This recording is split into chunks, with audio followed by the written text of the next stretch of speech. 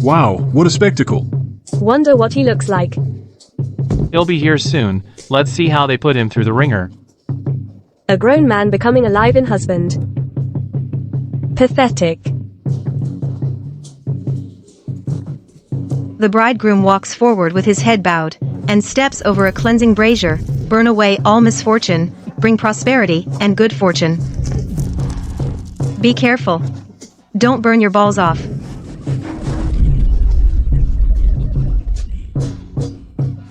Arthur. Arthur, your brother Simon was betrothed to the Vance family. However, with the civil service exam coming up, he can't be bothered with anything else. Therefore, for this marriage arrangement, you will take his place and fulfill it for your brother. Arthur, this is a good thing. Now, the rumors say the Vance family's eldest daughter is mute and simple-minded. And on top of that, hideously ugly. But the Vance family is still one of the 4 great families of Ravenwood. A hereditary aristocracy. Once you marry into their household, you'll be their son-in-law. You'll have everything your heart desires.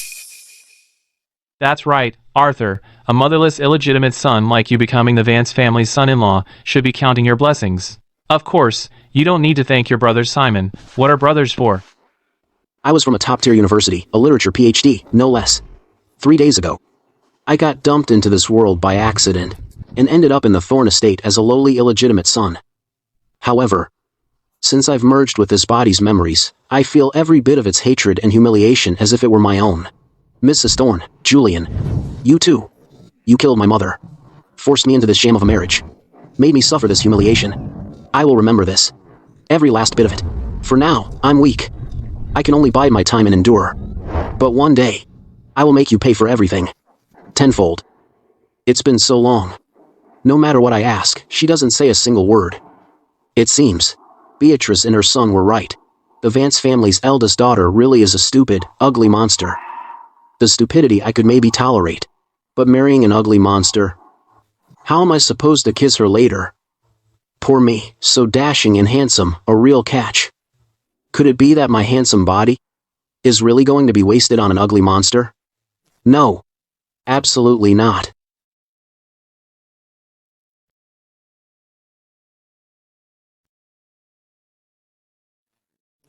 Clara.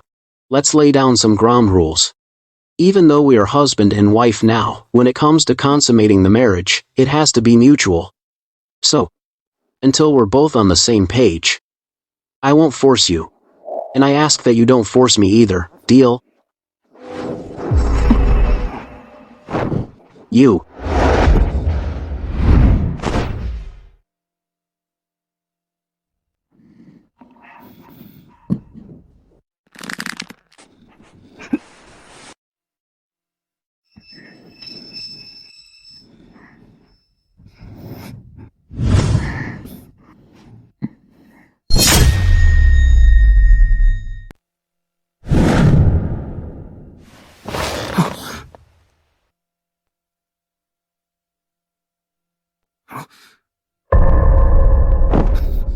Last night wasn't a dream.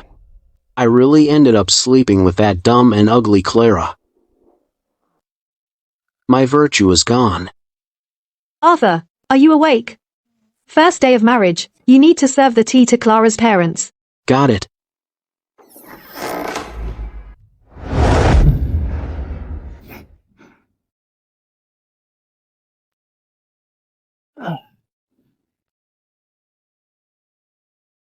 Arthur, the bride, your wife, is she good looking? Chloe hasn't seen her yet. Same as you. Haven't seen her. And don't want to.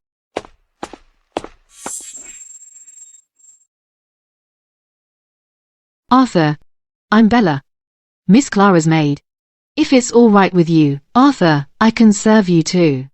But no concubine stuff, though.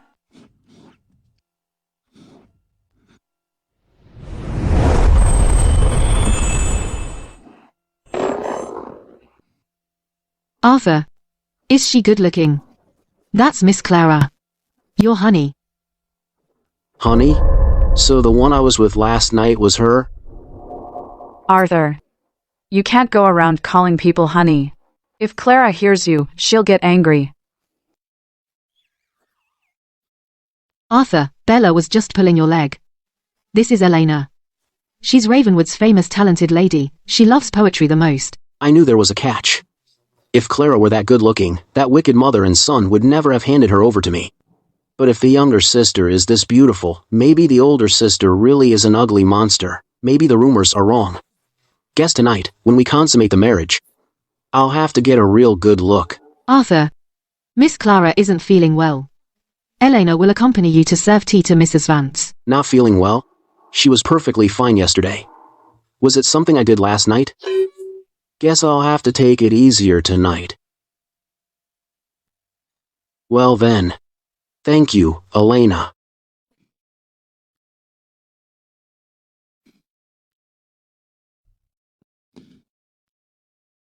Mother.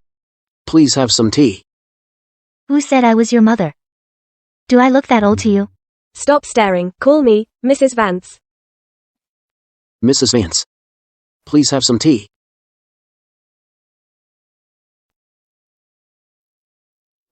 This kid's got a good head on his shoulders. Anyone else would be trembling and kowtowing in fear by now. Yet he, a live-in illegitimate son, remains so calm and composed.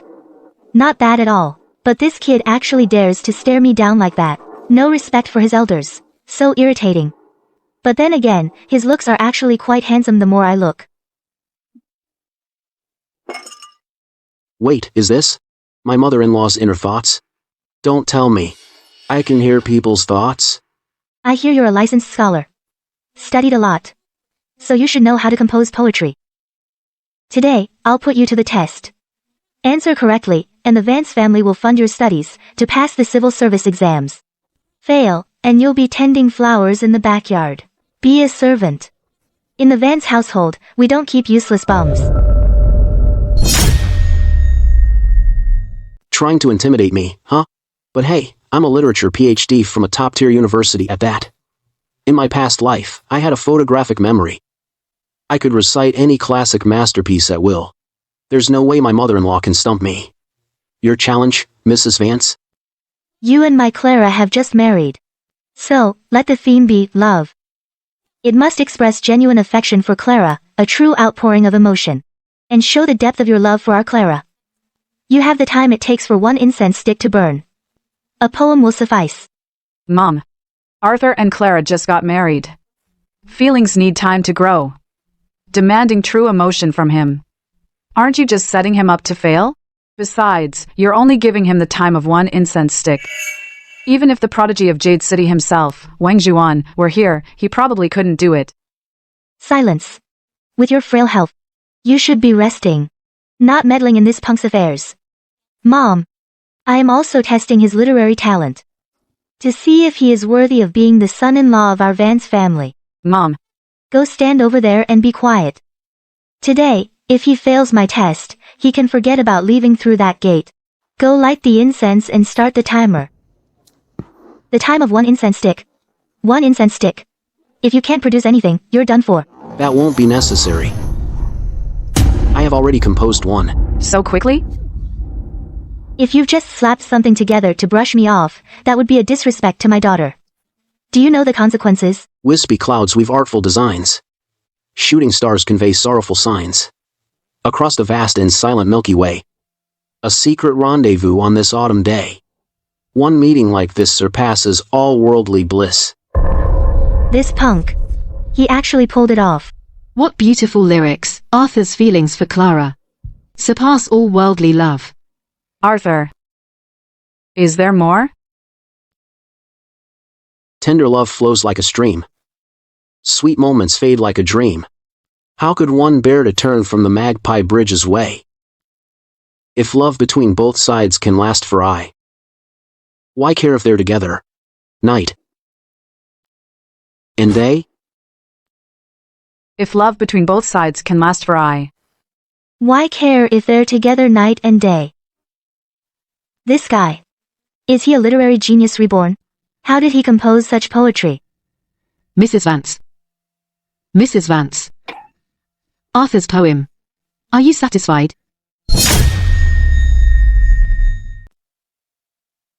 Just barely acceptable. Mediocre at best. Only for Clara and Elena's sake, you pass. For now. But, don't get cocky. There are plenty of talented men out there. Stay humble from now on. Keep a low profile. Got it?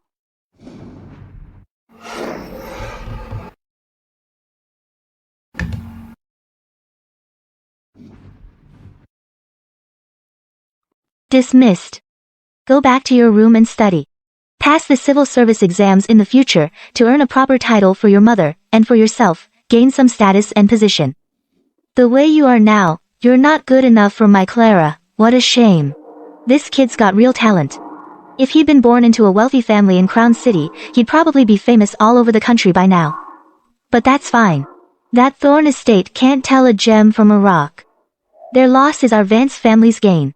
My mother-in-law. She's all bark and no bite.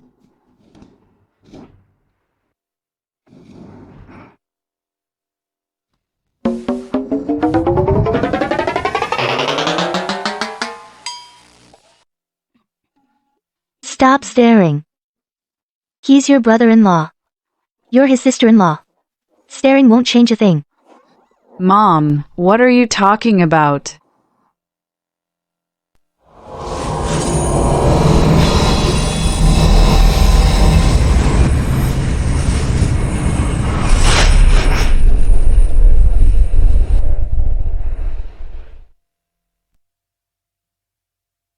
Before Mother left, she left me 3 notebooks.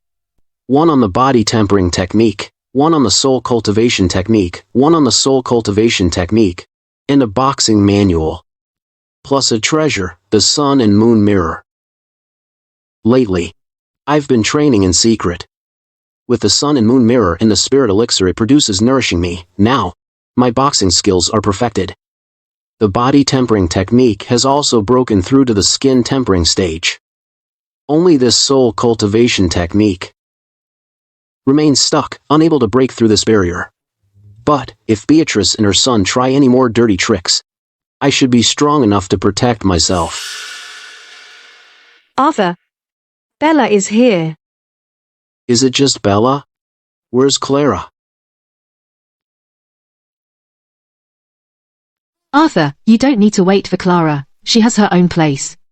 And from now on, she won't be living with you. However, each month, Arthur, you may share a room with her once, Clara said. Since you, Arthur, performed so well in front of Mrs. Vance today, she specifically wants to reward you. Tonight, you can share a room again. Remember to wash up first and wait.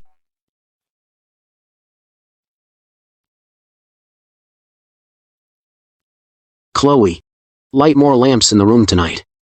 I'm determined to see what this Clara looks like.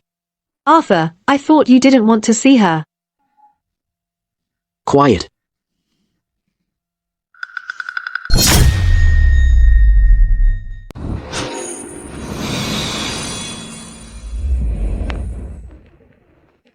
It's past midnight. Looks like she's a no-show tonight.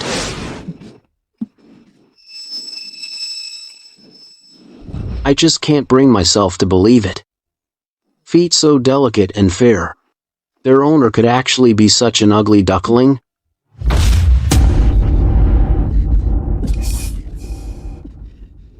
Again?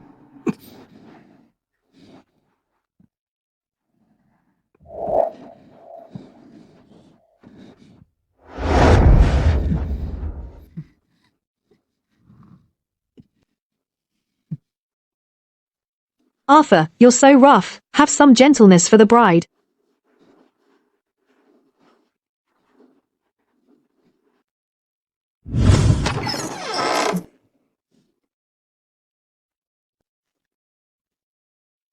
Arthur.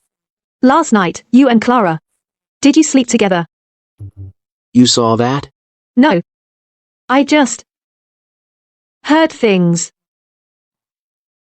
So, Chloe, when Clara left this morning, did you see her? No, I didn't. When I woke up, you were the only one sleeping in the room. Clara left without me knowing. Maybe she was shy, that's why she came and left without making a peep. But, Arthur, when I got up to open the gate, I saw someone pass by the front. From the back, It looked. Looked like who? That looks like Elena. There's something off about this bride. She's always appearing and disappearing mysteriously. As if she's deliberately hiding her face from me. If this keeps up, I'll never even know if she's beautiful or ugly. Not knowing that is one thing. Every time it's time to consummate the marriage, I don't even know if it's even Clara in bed with me. No clue. Guess next time we consummate the marriage, I gotta find a way to leave my mark. Arthur, you're up. Last night. Sleep okay? Mom asked me to get you some new clothes. It's custom that 3 days after the wedding, the newlyweds pay their first visit home. So today, you and Clara are paying your visit. Make sure to change later. I hear for the homecoming banquet, the Thorne estate invited a lot of aristocratic guests. Mom and I are going too.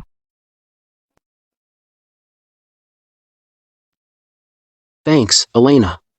But for things like this in the future, you can just let the maidservant handle it. It's no trouble. Arthur. Elena looking after Arthur. Is only natural. Elena, huh?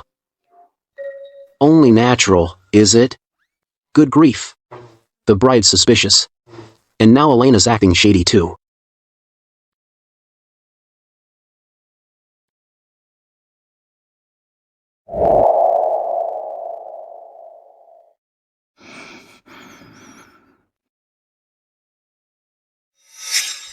This girl.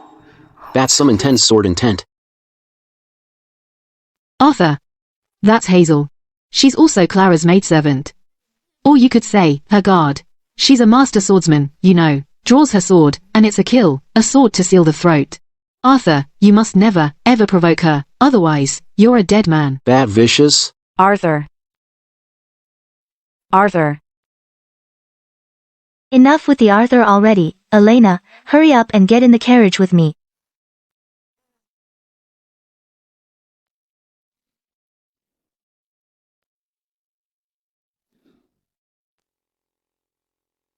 Elena is both talented and beautiful. Mrs. Vance is a real beauty too. So how could my wife possibly be a dim-witted ugly monster?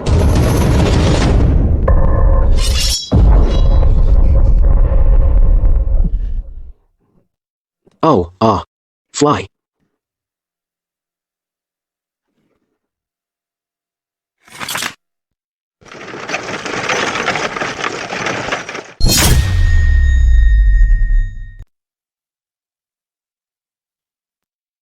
Sylvia.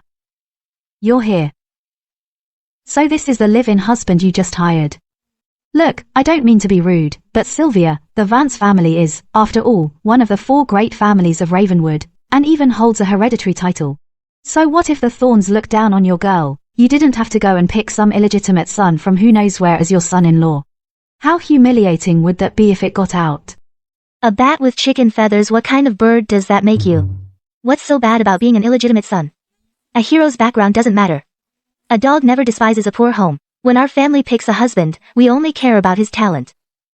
Mrs. Vance, just who are you calling talented?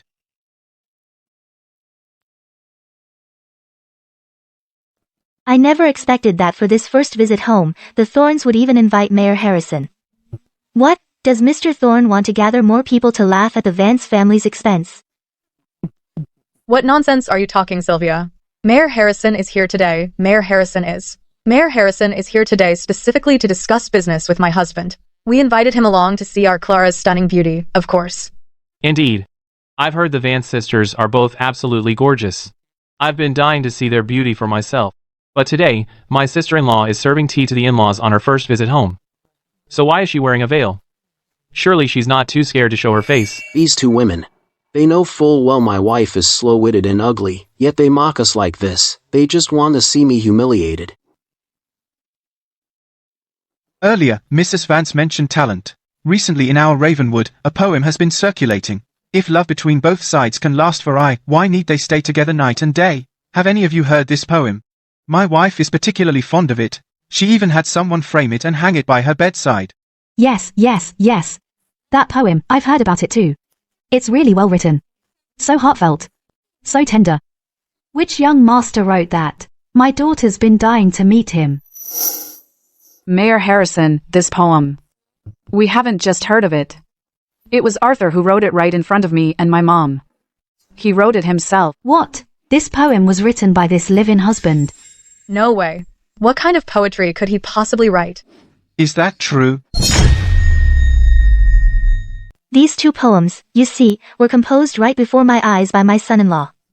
No doubt about it. Mrs. Vance, your son-in-law is truly a man of exceptional talent. Perfect timing, then. The civil exam is approaching. Tomorrow, I'll ask Mr. Thorne, who oversees the exams, to recommend him. I'll have Mr. Th. I'll ask Mr. Thorne to give your son-in-law some extra attention, so that Ravenwood can produce a top scholar in the civil exam.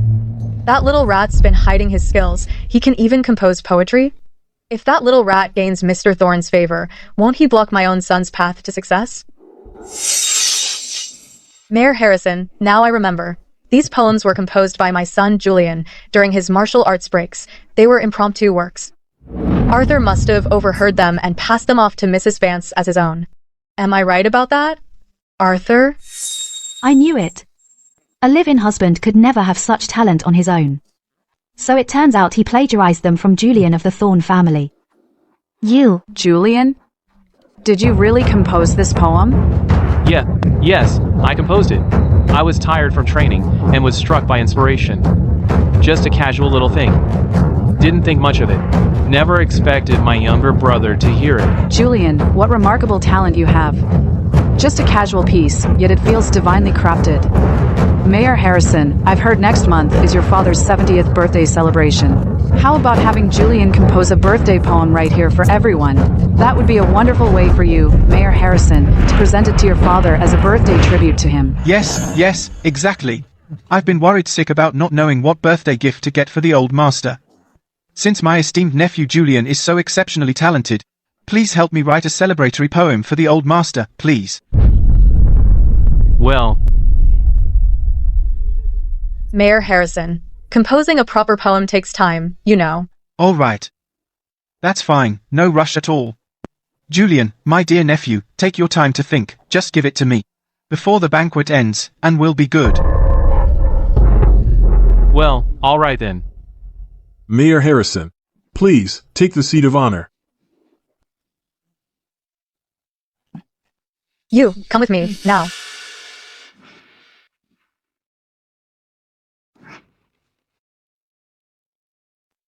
Your brother Simon's exam is coming up. He needs a chance to make a name for himself. You get what I'm saying, don't you?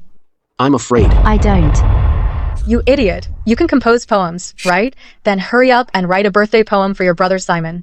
That old hag has no shame at all. She stole my credit, accused me of plagiarism, and now she wants me to write a poem to bail her son out? Fine. You want your son to show off, is that it? Today, I'll make sure he gets all the attention he deserves. Yes, Mrs. Thorne. I'll give it a try.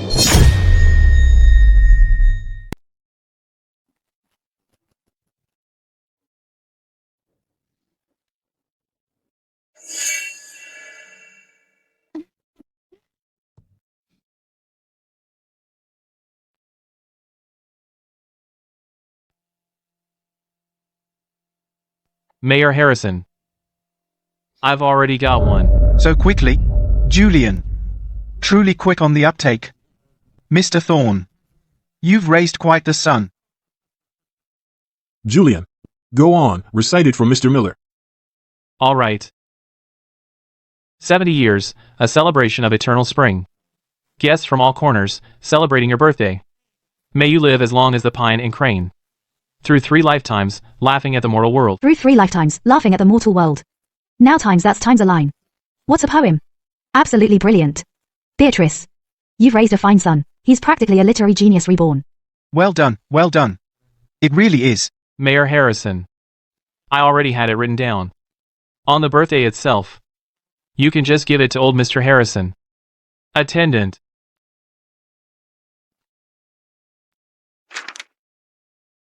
That's very thoughtful of you, Julian. Mayor Harrison, could you put in a good word for my son, Julian, with Mr. Thorne? With talent like yours, Julian, I'll definitely put in a good word.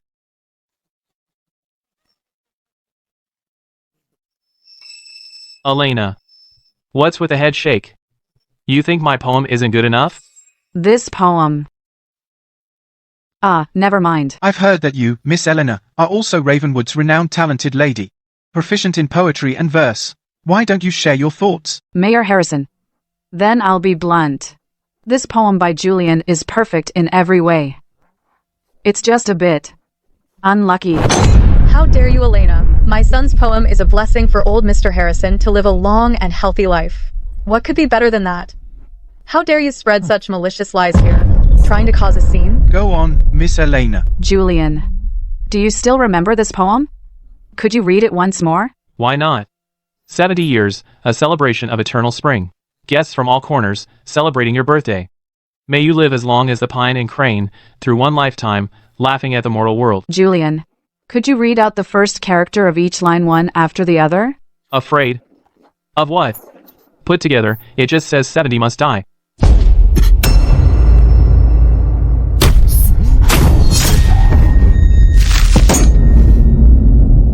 Ungrateful son. For old Mr. Harrison's 70th birthday, you actually wrote this cursed poem? To curse him? Kneel and plead guilty to Mayor Harrison. Mayor Harrison, I didn't mean to. I never meant to curse old Mr. Harrison. This poem. Mom gave it to me. Mayor Harrison, let me explain. Explain nothing. How dare you curse my father? That won't be necessary. Mr. Thorne, I have other matters to attend to. I must take my leave. What about the favor you promised me? This old man still has the nerve to ask me for a favor. I'm so tempted. I should smack all you little rats to death. We'll talk about it later. Gideon, wait. Little rat, ungrateful son. You ruined my grand plan. Dad, it's not my fault. Mom gave me the poem. You idiot. Look at the mess you've made. Mr. Thorne. We mustn't resort to violence. Hit him, Richard. Hit him hard. Beat that little rat Wang Yun to death. Satisfying. My mother-in-law. She is quite a character herself. Richard, it wasn't me. It was. It's Arthur Thorne, that little rat. He deliberately wrote a cursed poem to frame me and my son. What are you talking about? You're spouting nonsense. Mrs. Thorne. You can eat whatever you want, but you can't just say whatever you want. Everyone here saw it. That poem came from your son's hand.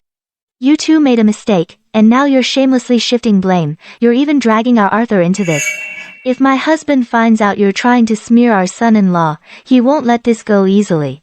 As for today's tea, I think we'll pass. Arthur, take Clara. We're leaving. Arthur Thorne, you little rat. You think you can ruin us and just walk away? Guards, stop her. Without my order, no one leaves the Thorne estate. And another thing, take that Vance daughter's veil off. I want everyone to see this little rat's ugly monster of a wife.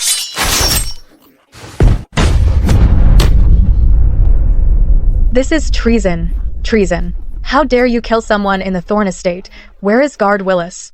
Take your men and kill him. This little rat. Yes. That little rat actually dared to scheme against me. He made me lose all faith. If I don't make him suffer today, I won't be able to quell my hatred. Julian, how dare you? Arthur, even an ugly wife has to be seen in public, right? Clara, watch out. Clara. Stop.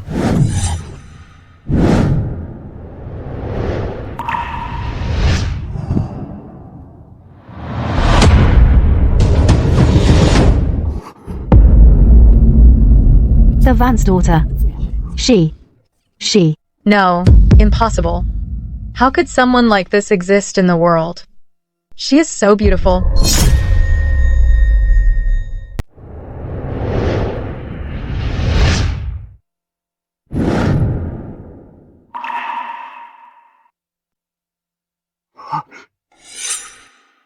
Elena. So this is your sister? But I heard she was a dim-witted ugly monster? How is she this gorgeous? Those are just rumors. You believe that nonsense, Arthur? My sister has always been one in a million. And her mind's even sharper. It's just, for some reason, she keeps to herself. Arthur, your bride's a real looker. Pretty happy, huh? Those fools, Mrs. Thorne and Julian, thought the eldest Vance girl was hideous. Forced me to take his place as the groom. But guess what? The girl you tossed aside is actually a breathtaking beauty. I'll bet they're gonna grind their teeth to dust. No. Impossible. She can't be the Vance family's eldest daughter. Absolutely impossible. Just who the hell are you? Why are you impersonating that little rat's wife? Coming to the Thorne estate to humiliate me like this? Mrs. Thorne, what are you on about? Whether she's my girl or not, others may not know, but I, her mother, know damn well. You were blind to Clara's true worth. But I gotta thank you. If you hadn't looked down on my Clara and forced Arthur to marry in, our Vance family would have never gotten such a talented son-in-law. Once he aces that royal exam, we'll make sure to invite you to the party. Stop. What? Mayor Harrison, with this show of force. You planning to keep us for dinner? Let them go. Sir, you can't just let them go. You want to get your own son hurt? Hazel's gone. Lord Mo isn't treating us to dinner. We'll eat at home.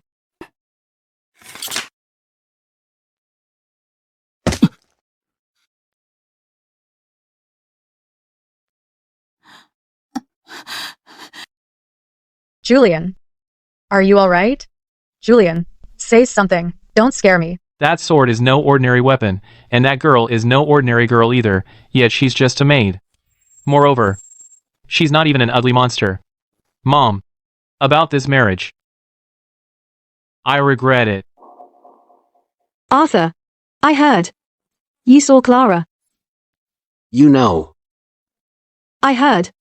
Mrs. Thorne and Julian are furious. But given Mrs. Thorne's and Julian's usual ways, they won't let this slide. So Arthur, you should be careful from now on. Stay inside. Don't worry. Your Arthur is no longer that weak, helpless scholar anymore. That's true. Hazel is so capable. She'll definitely protect you for Clara's sake. Oh, right, Arthur. After dinner, you should get some rest early. I won't be warming your bed tonight. Why? I just ran into Bella. She said, you should wait in bed. Maybe Clara might come to your bed tonight. Chloe. Tell me, would a girl as cold as ice and beautiful as a fairy really share a bed with a man she's never even met? Arthur, you're talking about Clara, right? Didn't Clara share your bed twice already? But was it really? Was it her? Arthur, what are you talking about? It's nothing, Chloe. Just get more oil lamps and as many candles as you can. Clara is so beautiful. When we're together tonight, I want to keep my eyes on her. See every little detail. Arthur, you're so naughty.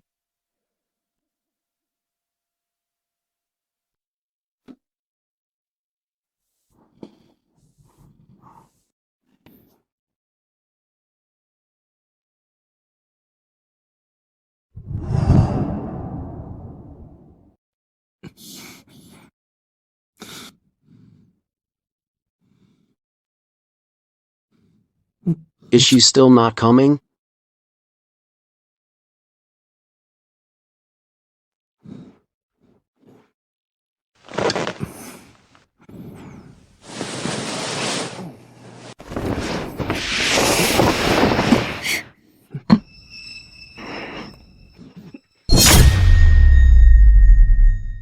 Every time it happens, my body goes all weak.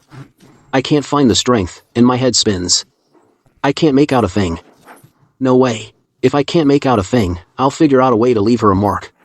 When dawn breaks tomorrow, I have to see who spent the night with me last night. Get out, all of you, now.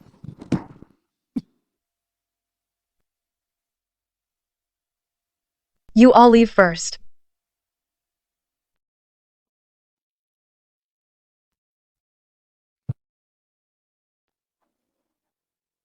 Julian, still upset over what happened today? Mom, that girl was meant to be mine. Now she's gone to that little rat.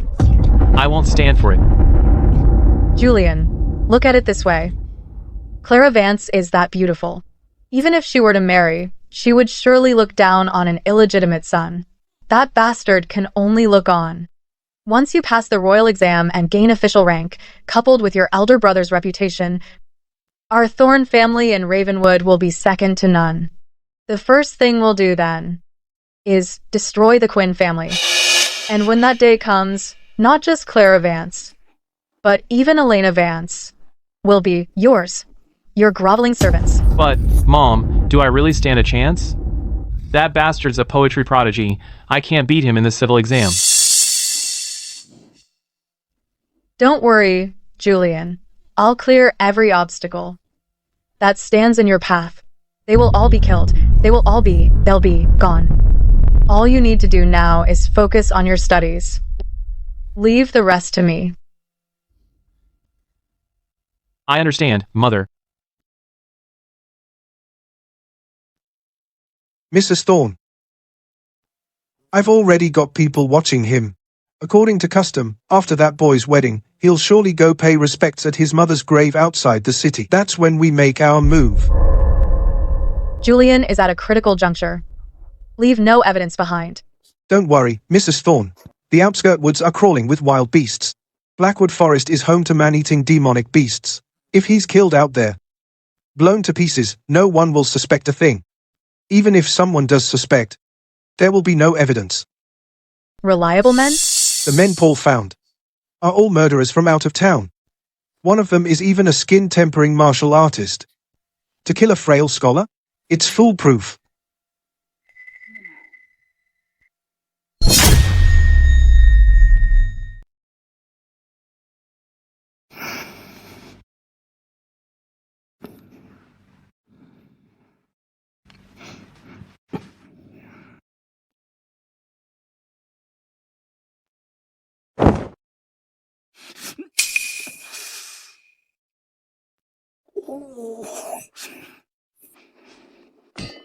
Arthur, you all right?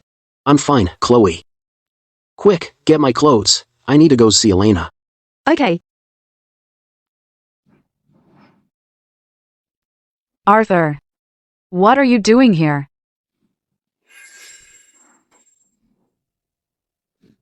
Elena. So it was you last night. You were afraid I'd find out, so you covered it up with a silk ribbon this morning. What are you talking about, Arthur? First thing in the morning, you come barging in and wake our mistress. Could it be? You got upset with Clara, and now you're taking it out on our mistress? Autumn. Mind your manners when speaking to Arthur. Arthur, did you have a fight with Clara? If Clara did anything that upset you, please don't blame her. Clara's had a really tough life. She left home alone all those years ago and suffered so much out there. No one understood her. Now, she's changed. She doesn't want to be close to anyone anymore. So that night, to consummate the marriage, you went in Clara's place? Elena, can I ask you why?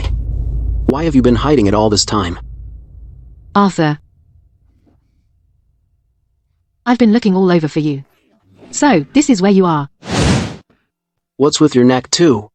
You mean this silk ribbon? Hazel has one too. Does it look good? What? Hazel has one too?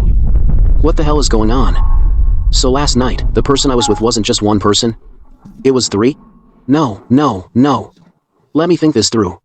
Someone must be trying to muddy the waters by having everyone wear a silk ribbon to cover the mark, so the one who gave them the ribbons must be the one I really consummated the marriage with. Bella, tell me, who gave you these ribbons? And who told you to wear them? Was it Elena? Or was it Clara? It was me. It was me. Oh my God. So last night, it was.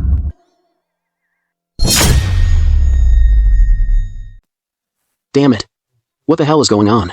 Who the hell was in my bed last night? Mrs. Vance gave me a few silk ribbons. I thought they looked nice, so I gave them to Bella and the other maids to wear. What? Since when do I need your permission? Mrs. Vance. It's not what you think. I just thought these ribbons were really pretty. So I was curious who had such good taste. Oh, really? Arthur's been staring at our necks all day long. Could it be he left a mark on someone? Impossible. I did not. Enough nonsense. Come here and greet Mrs. Vance. Mrs. Harrison. This is my son-in-law. That poem hanging by your bedside. He wrote it. I, Arthur, greet Mrs. Vance.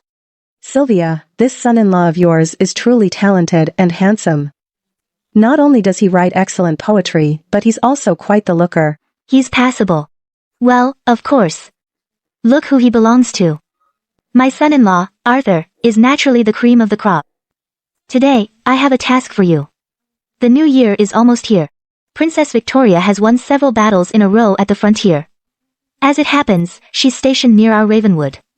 So, the mayor has invited the princess to celebrate the new year here in Ravenwood. And while she's here, we'll be holding a victory gala in her honor and glory.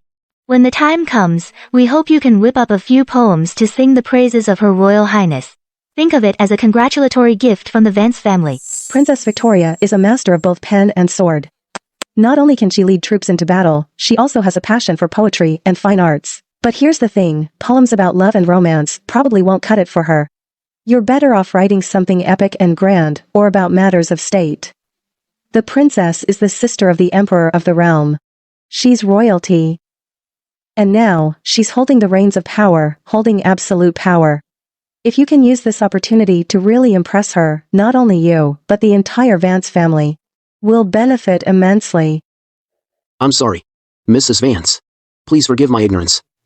I have no idea how to write that kind of poetry. What about stories, then? About national campaigns and military strategy? The princess loves that stuff too. I'm no good at that either. What? You can't. Let me give you one more chance to rephrase your words. Madam. I really, truly don't know how. The princess is so powerful, she might just end up being a tyrant queen one day. Poetry involving the royal family and commenting on matters of state is way too risky. If I don't get it right, or if just a word or two gets twisted by schemers to frame me, that's a death sentence. Many poets in the past were beheaded for this. I'm just a live-in husband. I probably won't even be qualified to attend the banquet.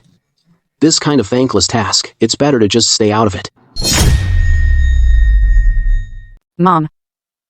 Everyone's got their own style. Arthur, he's just not cut out for that kind of poetry. We can't blame him for that. Didn't Auntie Lynn just say? Princess Victoria also enjoys painting. How about Elena paints something, and then we come up with a poem to go with it? Although, it might not be a masterpiece. But it's the effort that matters. I believe Her Highness won't mind. Some people. What's he even good for? When push comes to shove, he's less use than a weak girl like me.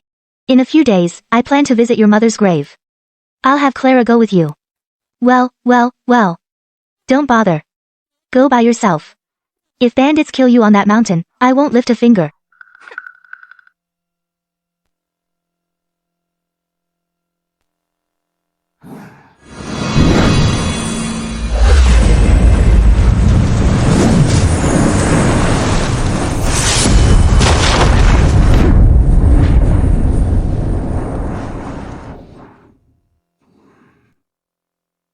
That cultivation method, paired with the spirit elixir from the sun and moon mirror, it's incredible. For most people, reaching the peak of skin tempering, it takes at least 3 years. But I did it in just days. And as for that set my mother left me, the plum blossom fist, I've mastered it, too. If Hazel hadn't jumped in during the first visit home last time, I would have loved to test that fist technique's power. Arthur. Dinner's ready. Not yet. Chloe. Keep your eyes on me. Chloe. Is it tough, Arthur?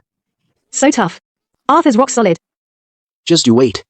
I've got more tricks up my sleeve. Soon, forget about this little rock. Even if it were solid steel, Arthur could smash it to bits. Tomorrow, you're coming with me out of town to visit my mother's grave. What's wrong with this girl? No money for a carriage, fine. But you don't even have enough for joss paper and incense for my mom? Arthur, I'm so sorry.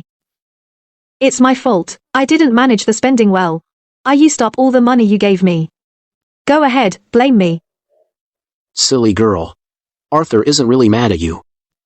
As a live-in husband, the monthly allowance the Vance family gives me barely covers our food and living expenses. There's hardly anything left each month.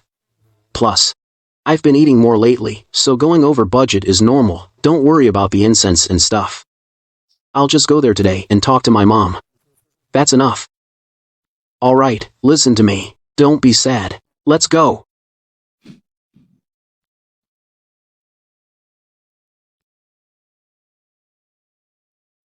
Arthur, Elena's been waiting for you. Elena, what are you doing here? Your health is always poor. Why come to a place like this? It's okay, Arthur. Today is your first time visiting your mom's grave since your marriage. My sister couldn't come, so she specifically asked me to accompany you here. Really? Clara asked you to come?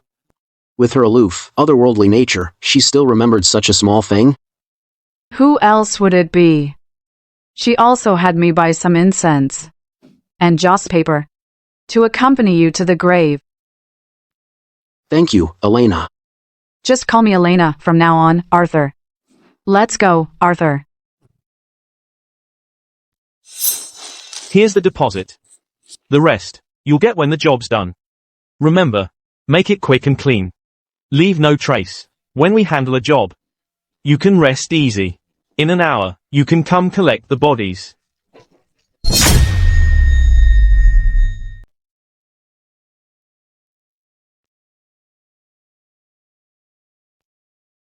Mom. I'm here to burn offering paper for you. I got married. My wife is from a noble family. She's beautiful. She's like a fairy. She treats me so well and so gentle. Mom, may your spirit rest in peace in heaven. For all you did raising me. I can only repay you in the next life. But don't you worry. Those who did you wrong, I'll make them pay.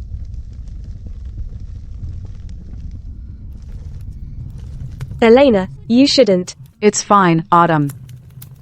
Let me, for Clara. Kowtow to Arthur's mom. A few times.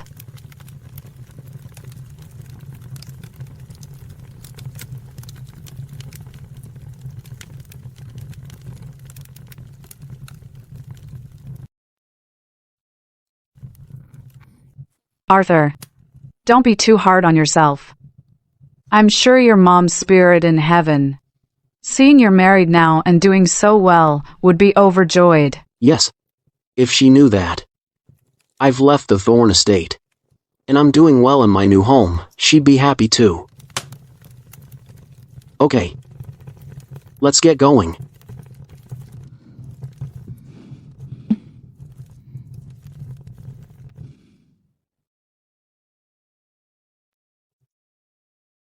Wait, sir, could you point us the way?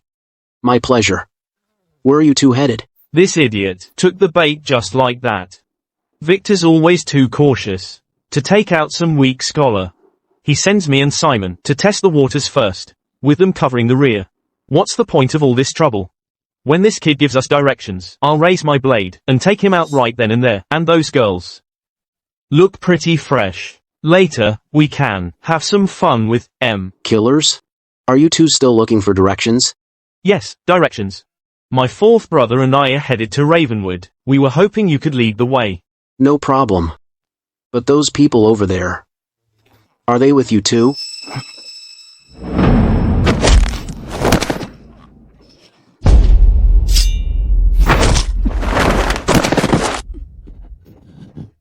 You're a martial artist?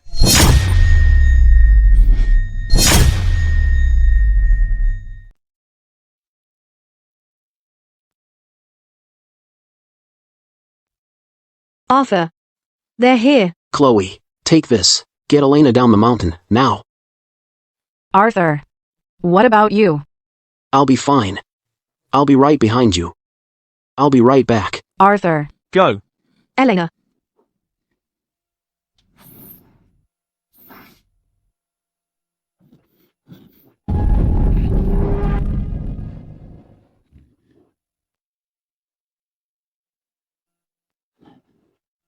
That scholar did this. Victor. Didn't they say he was just a weak scholar, with just a few punches and kicks? He kicked second and fourth right in the chest, and shattered their skulls. He's even more brutal than us. Victor, this job. Should we still do it? We're not letting this prize get away. We'll catch up to them. We'll take him down together. Even if he's a skin-tempering martial artist. I can still take him out. Good.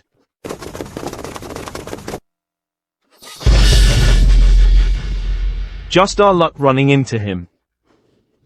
Victor, that boy isn't here. Looks like. He ditched the maidservant. And ran off on his own. Kill them first, then go after that boy. Good. These 3 wenches. Leave them to me. Charles, be careful.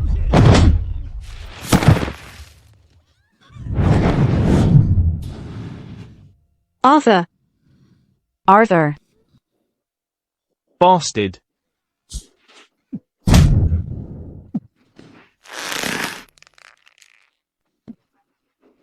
A mere licensed scholar is actually this vicious and cruel. He killed all 3 of my brothers. Today is the day you die. To kill me. You actually hired a martial artist. That mother and son, they really went all out. Fine then. I've been training for days, and haven't truly fought yet. Today, I'll use you to honor my mother's spirit in heaven. Plum Blossom Fist. Plum blossoms. Fluttering.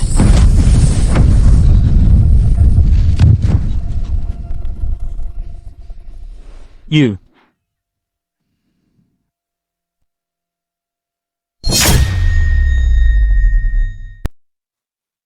Arthur. You're amazing. Is that really Arthur?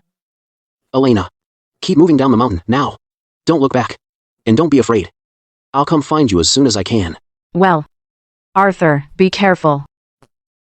Go.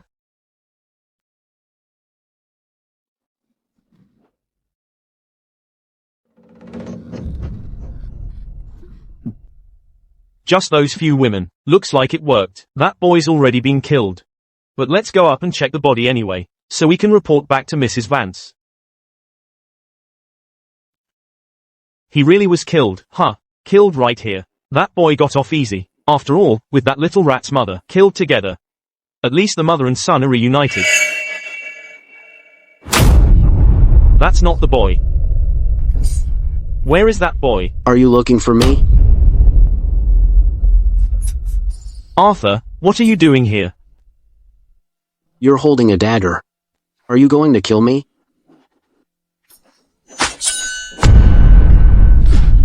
You are.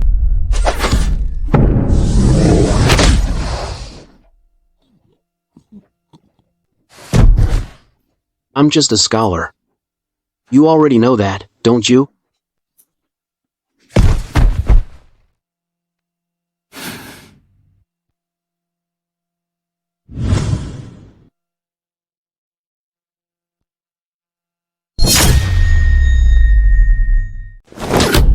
You're all useless. You couldn't even take out a scholar. What use are you? Madam, it has to be the Vance family. They must have sent that swordswoman from last time to protect him in secret. Otherwise, Paul and his men would have finished him off. Who would have thought an illegitimate son who married in would be so important to the Vances? How could they not? The Vance family is pinning all their hopes on that kid to bring honor to the family. Princess Victoria is arriving in Ravenwood soon. The Vances will surely make that little rat write a poem for her. If he can win the princess's favor, not just that punk, but the whole Vance family will walk all over us from now on. No. Before the princess gets here, we have to kill him. We absolutely cannot let him present a poem to Princess Victoria. Madam, I have a plan. Not only can we eliminate that boy, but we can wipe out the entire Vance family. However, we'll probably need the Sterling's help. What plan? Here's what we do.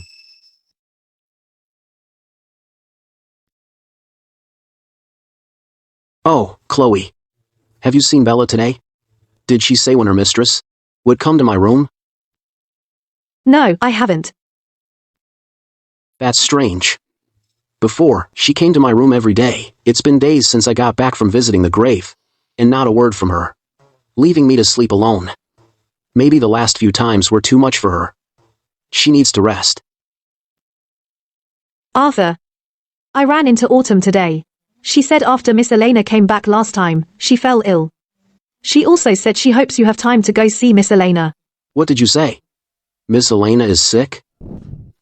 Miss, Arthur is here. Arthur. Arthur. What brings you here? Working on poems? You're sick, why push yourself so hard? You should get some rest. To tell you the truth, in a few days, Princess Victoria arrives in the city. These are poems I wrote as gifts for her. But I'm not that talented.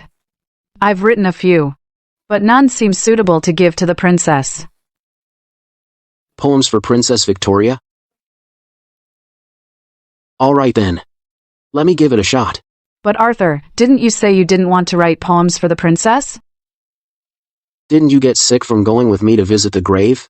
Seeing you struggle like this, how could I just stand by? Tell me, how many do you need? 7 or 8. Okay. Autumn, help me grind the ink. Let me do it, Arthur. That's not right. That's a servant's job. Besides, you're still sick. It's fine. Actually, just you coming to see me today has made me feel so much better already. Besides, I'd like to see your calligraphy, Arthur. Alright then.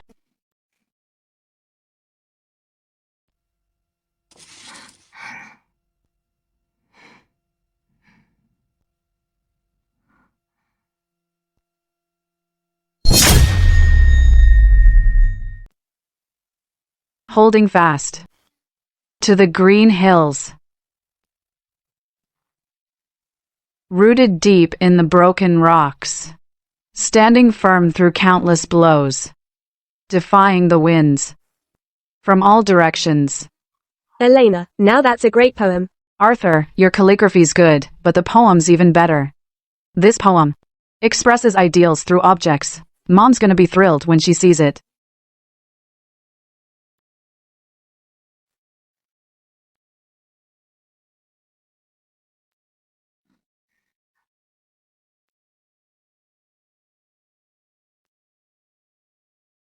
A great wind rises. Clouds fly high. My power rules the land as I return home. Where can I find brave warriors to guard the realm? Arthur, that poem you wrote is absolutely magnificent. It just radiates an imperial aura. When Princess Victoria sees it, she's bound to love it. Autumn, take these 2 poems to Mom, quick. Yes, Elena.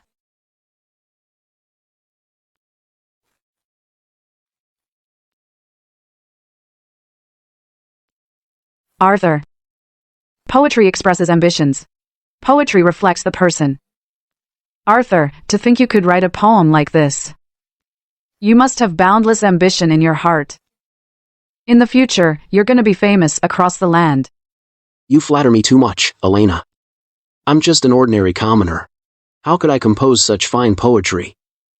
Actually, this poem was written by Emperor Valerius. Emperor Valerius? Valerius? Is there really such a person? In this? Probably not. Arthur, are you messing with Elena again? It was obviously you who wrote that poem yourself. And then cooked up some non-existent person. Tired, Elena? Leaving already, Arthur? It's getting late. I shouldn't keep you up any longer. I'll come back tomorrow to finish the poem. All right. Let me walk you out. What's wrong, Elena? Let me help you over.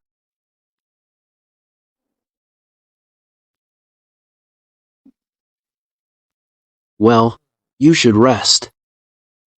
Arthur. Could you help me? Take off my robe? It's too warm.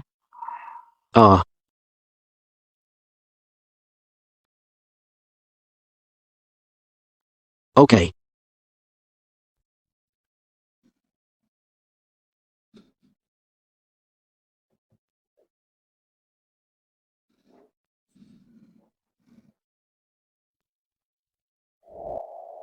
Elena. I should go. Get some rest. Arthur. My shoes. Elena. Maybe I should go get Autumn. Arthur. Actually, you could help me. If you want. This is. Just now, helping Elena out of her robe was already improper. If I help her with her socks now, and if someone sees, if word gets back to Mrs. Vance, she'll have my head. But, I remember, back when we consummated the marriage, my wife's delicate feet were so perfectly shaped. And tender. This could be a chance. To see if the owner of those delicate feet is really Elena. If I'm quick, as long as no one sees, it shouldn't reach Mrs. Vance. All right.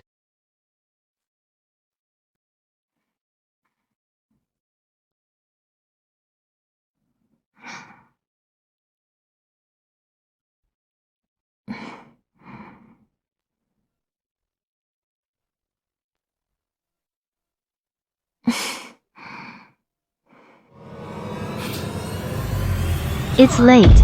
Is that boy still here? Mrs. Vance. Arthur was helping Elena with her poetry. Bye now. He's probably left. He better have. Later, if I see him still in Elena's room this late, I'll break his legs. Arthur. On the bed.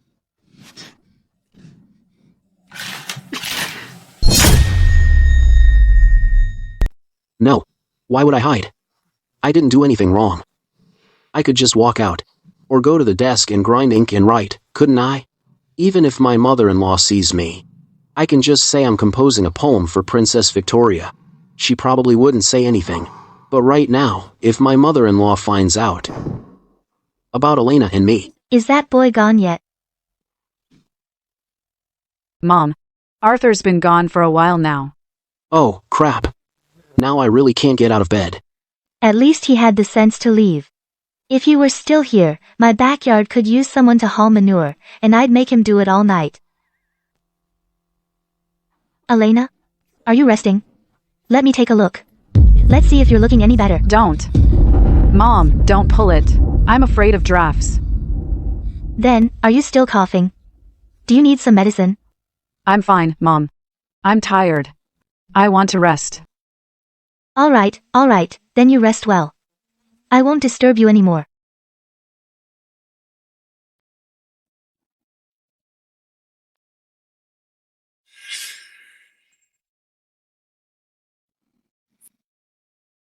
Mom?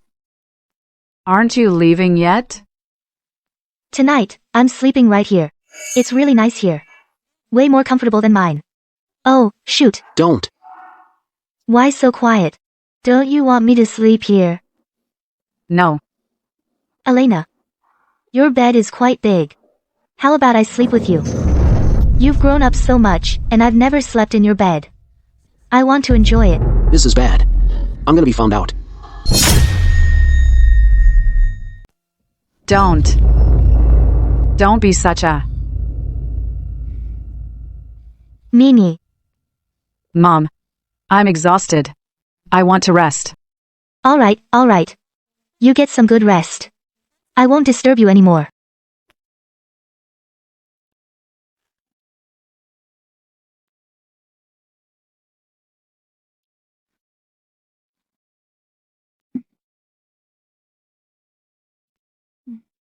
This child. She's always been so frail. Let her rest properly. I'll keep a close eye on her tonight. I can't fall asleep.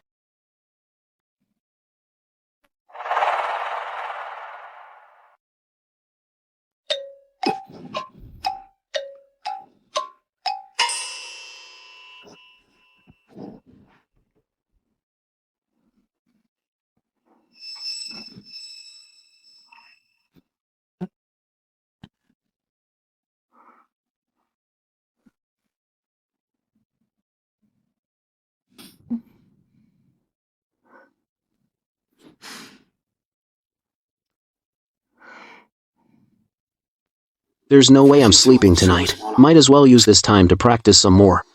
Let's practice the soul cultivation technique left behind by my mother. According to the manual, one's spirit comes from the soul. A strong spirit makes for a strong soul. And a strong soul can leave the body, wandering alone between heaven and earth.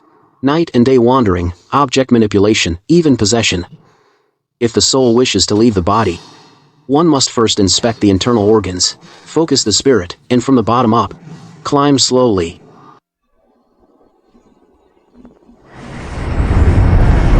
The soul leaves the body. Astral projection at night. Did I just succeed? So this is the soul. So this is the dream wandering realm? It's like being a fish in water and walking on solid ground. Someday, when my soul breaks through to the object manipulation realm, I'll be able to control swords and objects and kill without a trace. By then, forget about Beatrice and her son. Even the entire Thorn estate, I won't fear them.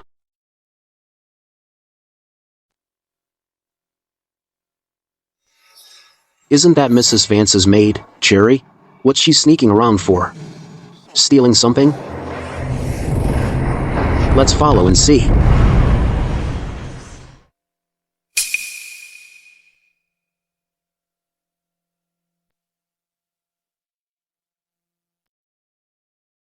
Just these? For now, that's all. Poems and paintings. The poems were written by that live-in husband. The paintings were done by Elena. I've copied them all down. Keep watching.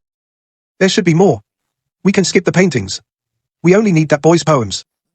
Those are the most important. Understood. No matter how talented he is. This time, we'll make him face charges for plagiarism. At the Victory Gala, using plagiarized poems to fool Princess Victoria is basically equivalent to the crime of deceiving the crown. When that happens, not just that illegitimate son, but the entire Vance family will be lucky to just face property confiscation and exile. Of course, we can't be the ones to make the first move. After all, we're in-laws with the Vance family. When the time is right, we just hand these poems over to the Sterlings. Over the years, the Vances have taken over a lot of the Sterlings' businesses. On the surface, the two families get along just fine. But behind closed doors, the Sterlings despise the Vances. What a vicious plot. First, you try to have me killed. Now, you're using an underhanded scheme to hurt me. To hurt the Vance family. But Beatrice, you underestimate me, Arthur Thorne, steal my poems, huh? Go ahead, give it a shot. This time, I'm gonna teach you, and your whole Thorne family, a lesson you'll never forget. Arthur, what brings you here during the day? Where's Elena? I thought of a few more poems to present to Princess Victoria. I wanted to write them down for her. Elena just finished lunch. She's taking her afternoon nap. Is that you, Arthur? Autumn. Let him in.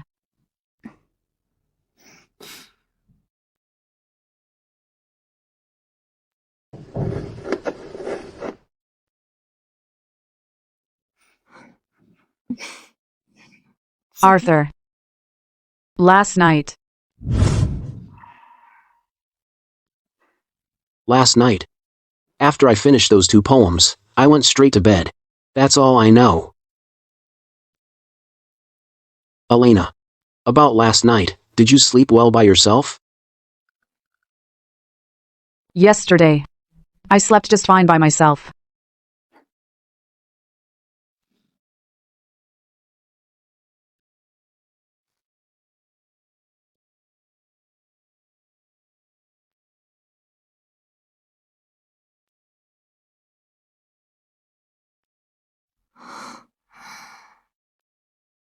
Autumn winds howl, war drums sound on the frontier.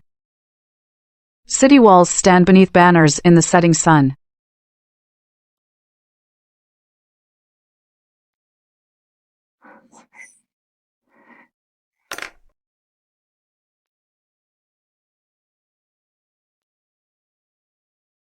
After gathering nectar from 100 flowers, who do you toil for? Who do you sweeten for? Arthur. If Princess Victoria sees these poems you've written, she'll have you thrown in jail for sure. She'll make you write poems for her every day. Elena. Just like yesterday, make sure these poems get delivered to Mrs. Vance too. I'll have Autumn take them right away. Autumn.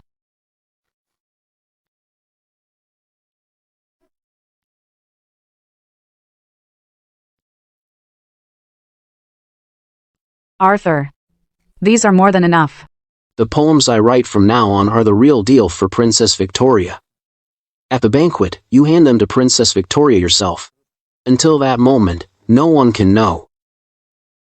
Arthur. What is it? When the time comes, you'll understand.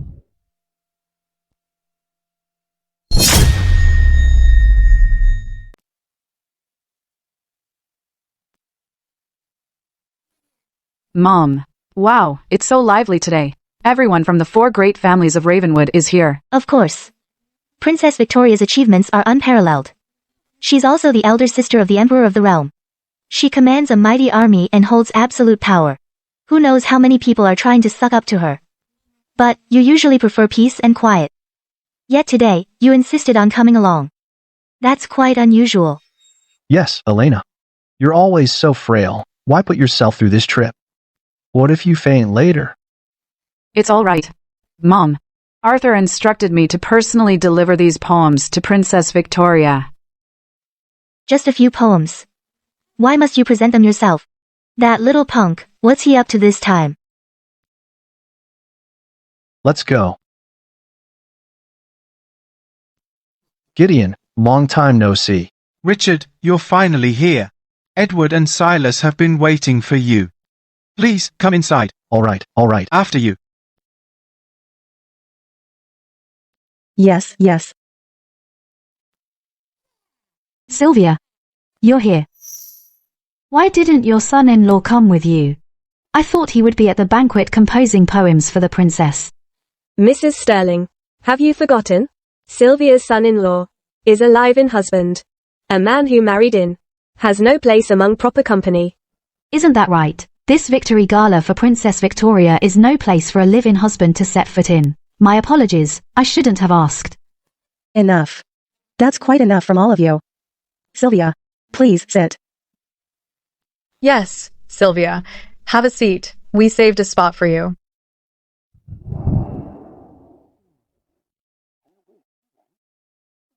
Her Royal Highness, Princess Victoria, arrives.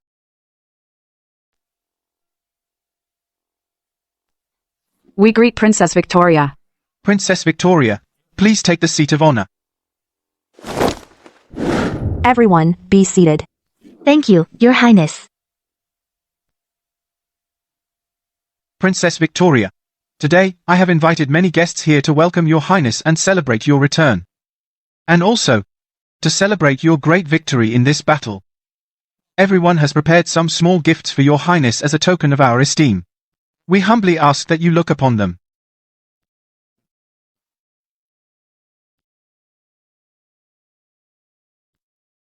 Silas pays his respects to Princess Victoria. This time, on the frontier, Your Highness repelled the enemy and achieved a great victory. Not only did you enhance our nation's prestige, but also protected the people of Ignis. To honor Your Highness's achievements, my sterling estate presents a mighty bow and a scroll painting. The poems on this painting were all composed by my son, Albert, in honor of Your Highness. We hope you find them pleasing. Attendance.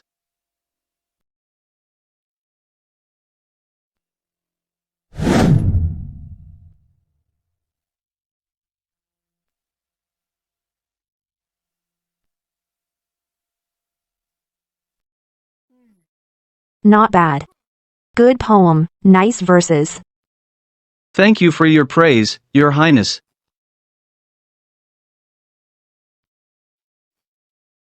This gift, I present to Your Highness.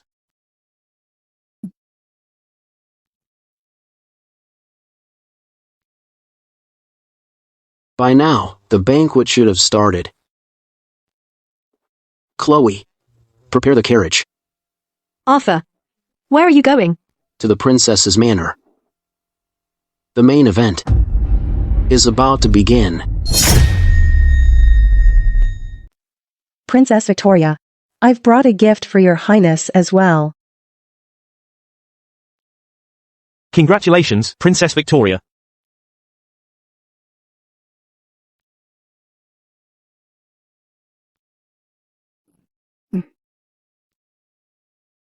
I have a gift for your highness, pinned and painted by my daughter, Elena, specially for you. A collection of poems and calligraphy. No gifts necessary. Thank you, Princess Victoria. Princess Victoria, Elena is known as a talented lady here in Ravenwood. Although her health is delicate, she's a skilled writer and painter, truly gifted. The poems she's presenting to you today must be exceptional. How about having Elena unroll a scroll and recite a few? Let us all have a listen. Very well. Perhaps you could offer some guidance? Very well. Recite 2 poems. No guidance needed.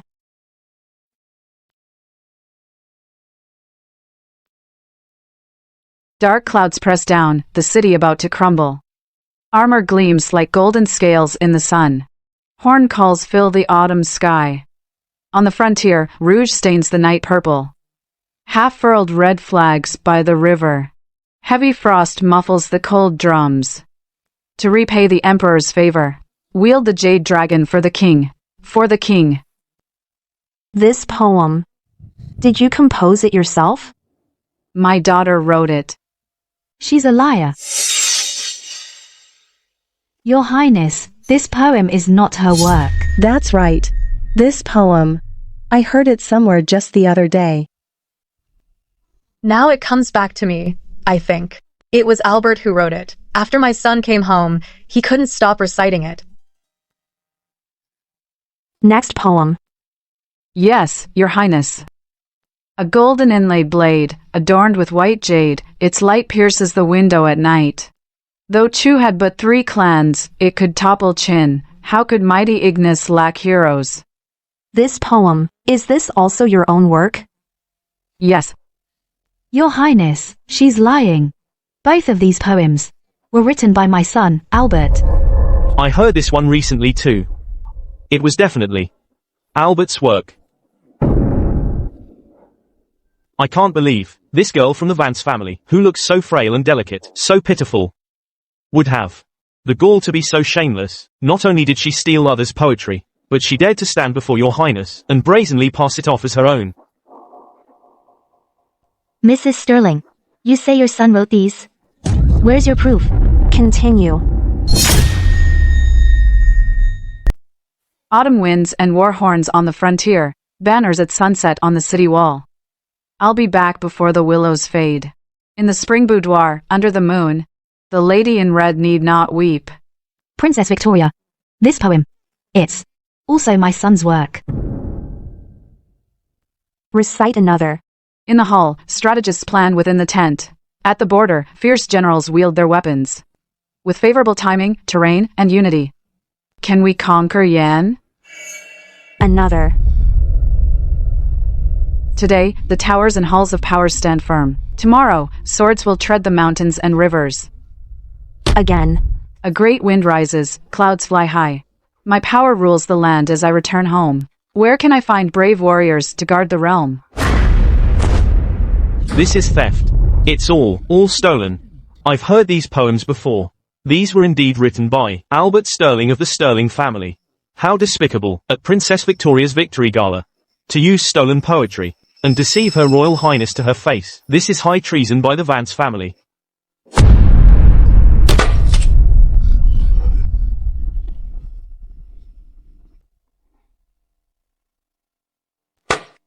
Richard Vance. How dare you? Using plagiarized poems to mock Her Royal Highness like this. Do you admit your guilt? Your Highness. I'm innocent, I tell you. We're all innocent. Innocent. We have witnesses and proof right here. How can you still deny it? Your Highness, Mayor Harrison, the Vance girl, plagiarized my son's poems. Deceiving and mocking Her Royal Highness. It's high treason. She must be beheaded. The Vance family knew and said nothing. Their motives are sinister. They should be dealt with as well. Confiscate their property and exile them, as a warning to others. Guards, come here. Take the Vance family. And throw them all in prison. Yes, my lord. Stop.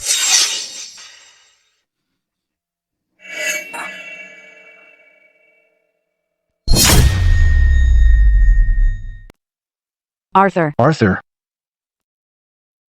Arthur. Arthur, you're here. Elena. You've worked hard. Leave the rest to me. It's you. You have some nerve. This is Her Royal Highness's victory gala, so how dare a lowly live-in husband like you attend?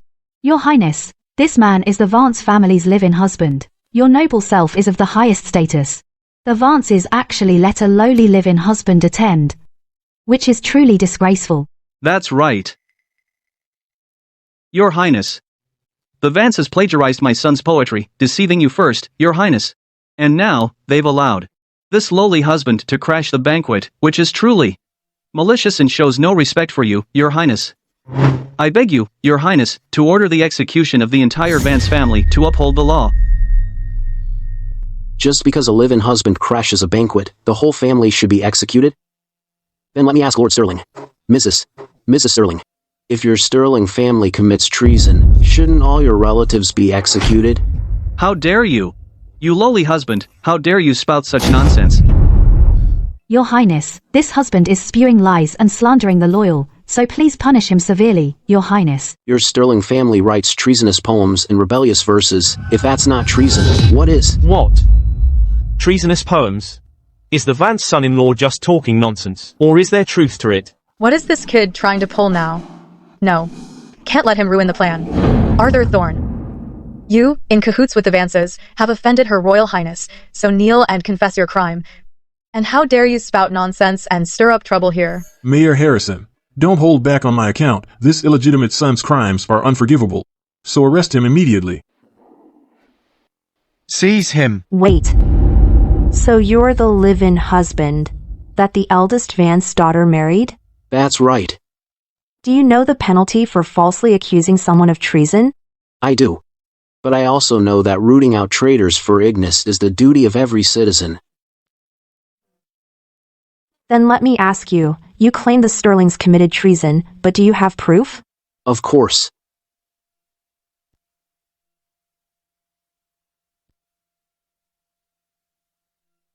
It is the proof. Your Highness, please see the truth. The poems on the scroll were all written by my son specifically for you, Your Highness.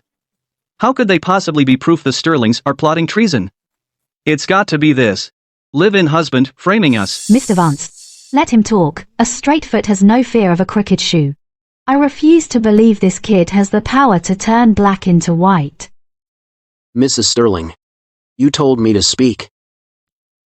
I'm sure Your Highness heard everything. Elena's poems and Albert's are mostly the same, but a few definitely have differences.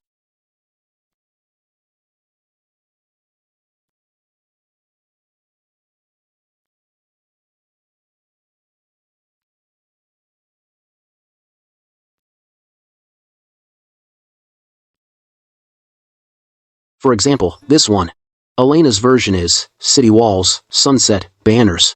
The first call to arms has already stirred the western frontier, but Albert's is city walls, sunset, banners. The first call to arms will stir the western king. Your Highness, please see the truth. This girl from the Vance family stole my son's poem and changed a few words on purpose. Don't rush, Mrs. Sterling. Let me finish first. Take the different characters from these two poems. Elena's are head. Already. Liao. But Albert's are. Along. Will. King. Head already, Liao. Along will king. The empire will fall. Your Highness, please see the truth. My family, the Sterlings, is completely loyal to the empire, and to you, Your Highness. We'd never write such treasonous poems on purpose. A coincidence. It must be a coincidence. Really, Lord Sterling? Then what about this second one? Elena's is fierce generals at the border, weapons ready. One day, their swords will tread the mountains and rivers. But Albert's is fierce generals along the border, weapons ready. One day, they'll surely tread the king's rivers. The different characters in these two poems are respectively along, surely, king. If the first was a coincidence, then what about this second one? Along, surely, king. The empire must fall. The first one says, the empire will fall. The second one says, the empire must fall. Could it be the Sterlings? Really have treasonous intent? Your Highness, please see the truth. A coincidence. It must be a coincidence. Really? Well then. What about this third one? In Albert and Elena's poems, there are still 3 different characters. There. The Empire, in half-furled empire flags by the river, the General, in to repay the General's favor, in the fall and wield the Jade Dragon and die for you. Connect these 3 characters, Lord Sterling, why don't you read them aloud? I.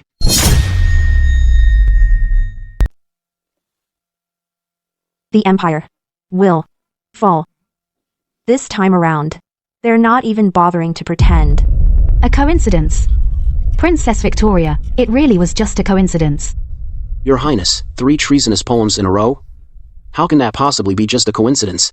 Besides, among everyone here, there must be plenty who understand poetry.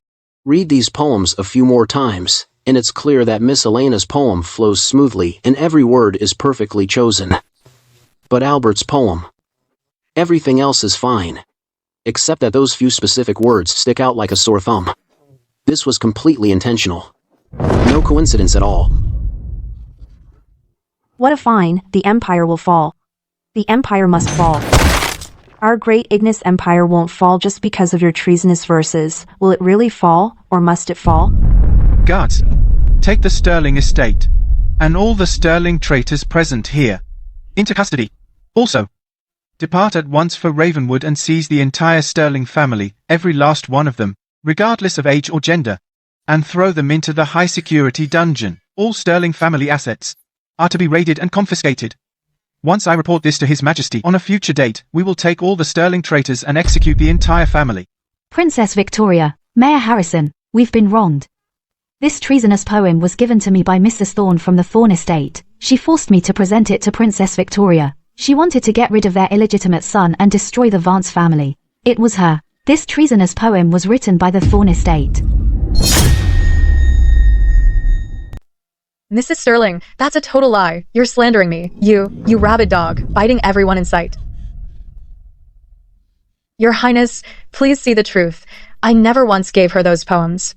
Nor did I write those treasonous poems.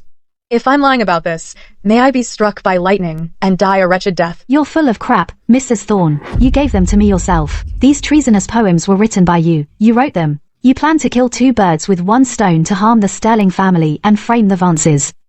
Your heart is pure venom. Your Highness, please see the truth. I have never even met Mrs. Sterling, and I don't even know how to write poetry. She's slandering me. This woman is lying through her teeth. They're going at each other like dogs. Fighting. Shrews. Before Her Royal Highness, how dare you carry on like this? Who's right and who's wrong? Will be decided by Her Highness. How dare you cause such a scene here? Take Mrs. Thorne to the dungeon. Tomorrow, I will personally investigate. Edward. Edward. Now I, as mayor, will go to your estate to raid and confiscate all poems, calligraphy, and paintings. Do you have any objections? Mayor Harrison, search as you please. I am to Ignis, to His Majesty, and to Her Royal Highness utterly loyal. The sun and moon bear witness. If any evidence of treasonous poetry is found in my home, I will wait for the executioner's blade, without needing anyone to lift a finger against me. Good. Jiang Wu. Take men and search the Thorne estate. Yes, sir. Take them away. We're innocent. We're innocent. We're innocent, I tell you. We're innocent. Princess Victoria, Your Highness, how did I handle this? Was it appropriate?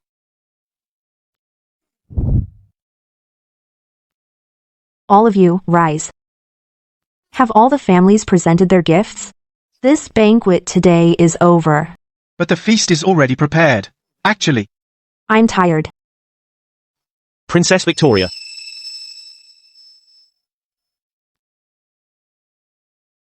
Princess Victoria. The Vance family just exposed the Sterling's rebellion. We haven't had the chance to present our gift to you. We already presented ours. Those poems earlier. My sister Beatrice plotted so meticulously, but still ended up in the Vance's trap. Those damned Vances, they made my sister suffer so much. Today, I won't let them get away with it. This Warren is every bit his sister's brother. Birds of a feather. Equally sinister and vicious. What, Mr. Vance? Have you not prepared a congratulatory gift for the princess? Or maybe that poem, that is 80% like a treasonous poem, is your gift? I'm afraid you'll be disappointed, Mr. Blackwood. Our Vance family still has a gift. Princess Victoria. My father-in-law, Mr. Vance, came in such a hurry and forgot to bring the gift. So I came here on his behalf, solely to represent the Vance family, and present a congratulatory gift to the princess. This is the Vance family's congratulatory gift. An unfinished story. I ask that your highness take a look. What kind of story? It is called Romance of the Three Kingdoms. The great river flows east, never to return, its waves have swept away all heroes. Speaking of the world's great tides, long divided, they must unite, long united, they must divide.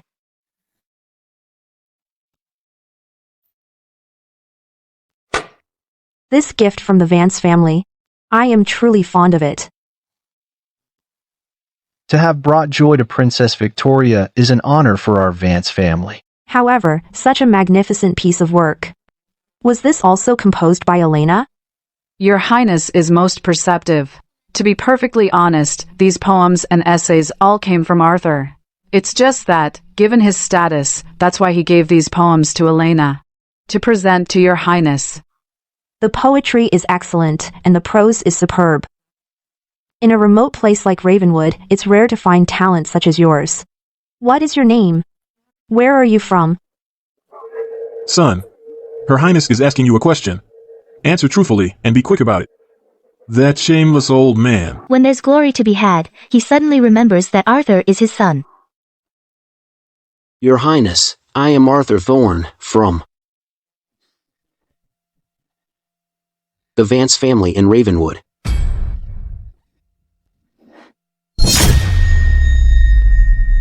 Look, it's Arthur. Isn't he the third son of the Thorne family? Why do they say he's from the Vance family? Forgot already? The Thornes shipped him off to the Vances ages ago. Now he calls himself a Vance. Pretty much. True. But the Thornes are blind as bats. Arthur is brilliant. He's destined for greatness. Looking at it now, the Vances lucked out. This kid, at least has a conscience. We didn't dote on him for nothing. In Ignis, we value talent. The royal exam is in 1 month. I'll be keeping an eye on you. If you can pass the royal exam, I will petition His Majesty to give you a high-ranking position. As for the Vance family, for nurturing such talent for Ignis, in due time, they'll be rewarded too. Thank you, Princess Victoria. It's getting late. Let the banquet begin. Yes, Your Highness. Begin the banquet. Come on, Arthur, get in the carriage. We're going home. Mr. Vance, you and Mrs. Vance should ride with Elena. I'll walk back. Absolutely not. Today, you not only brought honor to the Vance family, you also helped us get revenge. If you don't ride in this carriage, who else deserves to? Come and sit. If you don't sit, then today, this father-in-law of yours will carry his son-in-law home on his back. No, no, no. Mr. Vance. Mr. Vance. I'll sit. Come on, get in, let's go.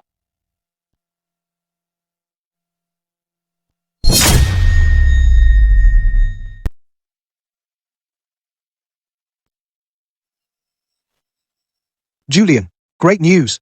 I just saw a large troop of armored guards coming out of the mayor's estate. The mistress's plan worked. The Vance family's poetry plagiarism has been exposed and pissed off Princess Victoria. The mayor sent them to arrest the Vances. Really? Yes, I saw it with my own eyes. They've pissed off Princess Victoria. Even if the entire Vance family isn't executed, at the very least, they'll be exiled 3,000 miles away. Julian, then the Vances are finished. That illegitimate son is finished too. That guy's lived long enough. He's gotten off easy. Keep gathering information. Find out if that illegitimate son is to be beheaded or exiled. If he's exiled, send a few killers along the way to finish him off. Yes, Julian. Come here. I'm in a great mood tonight. You're drinking with me. We're not stopping until we're wasted.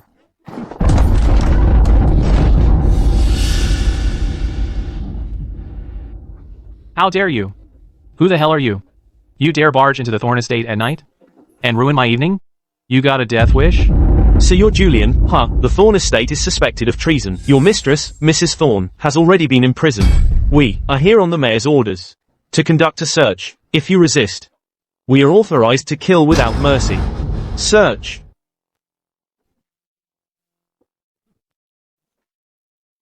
Julian. Julian. It's bad. Julian. Armored guards from the mayor's estate are headed right for us. You think I don't know that? I'm not blind. You idiot. Didn't you just say they were raiding the Vance estate? So why are they raiding us? What the hell happened? So you're saying everything at tonight's victory gala was all Arthur's doing? Yes, Dad. Arthur knew all along that there was a spy in our household, and he also knew that the poems he wrote for Princess Victoria would be stolen by the spy. So, what did he do? He went along with it. He had the spy steal those incorrect poems, then gave Elena the real ones. And that's how we ended up with that whole spectacle at the gala today. So, Dad, what do you think? Pretty amazing, huh? Quite the clever plan. Just a bit of cleverness. You're too kind, Mr. Vance. Mom, cat got your tongue? Fine. Devious indeed.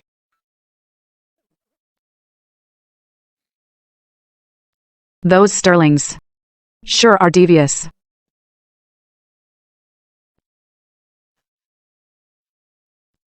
Mr. Vance. Mrs. Vance. It's late. I won't trouble you further. You've had a long day. You should get some rest. The family dinner is tomorrow. Your Uncle William and Uncle Charles will be there. You should be there too. A good chance to meet your uncles. Yes, Mr. Vance. I should take my leave as well. Get back here. Mom, I'm tired too. I'd like to go rest. You really want to rest in your room? I won't even point it out. Seems to me that boy's gonna steal your soul away. If I don't watch you closely, and this family, mark my words, one day, this whole house will be snatched up by that boy, lock, stock, and barrel. From now on, I forbid you to be alone with that boy. Mother. Absolutely not.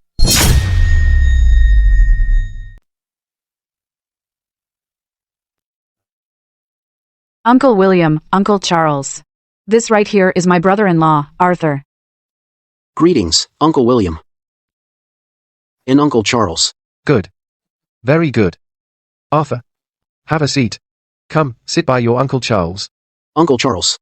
I'm fine standing, Uncle Charles. Our hero here shouldn't be standing. The Sterling family and our Vance family have been at odds for generations. Open and secret conflicts for nearly a century. When our father died suddenly years ago, the Sterlings were definitely involved. The three of us brothers have tried every trick in the book these past few years, but couldn't lay a finger on them. Who would have thought Arthur would bring them down with just a few poems? They say scholars are completely useless. Seems like I was the shallow one all along. It's just a pity in the end, we still couldn't get our hands on evidence of the Thorn Estate's rebellion. I heard that Mrs. Thorn has already been released. Charles, now you're singing his praises. Back when the Thorns said they'd have Arthur marry into our Vance family, you were the first to object. Why bring that up now, William? Richard, Arthur has done such a great service for our Vance family. You must reward him handsomely. Of course. Arthur, tell us what you'd like as a reward. You still want to reward this rascal? He's already ruined both of your daughters. What else could you possibly give him? Don't tell me you'll reward him with Charles's daughter for him to ruin as well. Mr. Vance, as a member of the Vance estate, working for the estate is my duty. I don't need any reward. Arthur is family. He doesn't need a reward. But if a reward is necessary, then let Elena reward Arthur. Silly girl. What nonsense are you talking? Richard, actually, I think Elena and Arthur are quite a good match. Why don't you just betroth Elena to Arthur and be done with it? This is ridiculous. Sylvia. Look, for a man, having multiple wives and concubines is perfectly normal. Sisters sharing a husband isn't even that rare. Besides, Arthur is an exceptionally talented man, and he's earned the favor of Princess Victoria. In the future, he's sure to become the top scholar in no time. His only flaw is that he knows nothing of martial arts. Later, I'll teach him how to fight myself. By then, Arthur will be a true master of both pen and sword, destined for greatness. Still not happening. Sylvia. If you're so attached to Elena, then I'll just have my Daisy marry Arthur instead.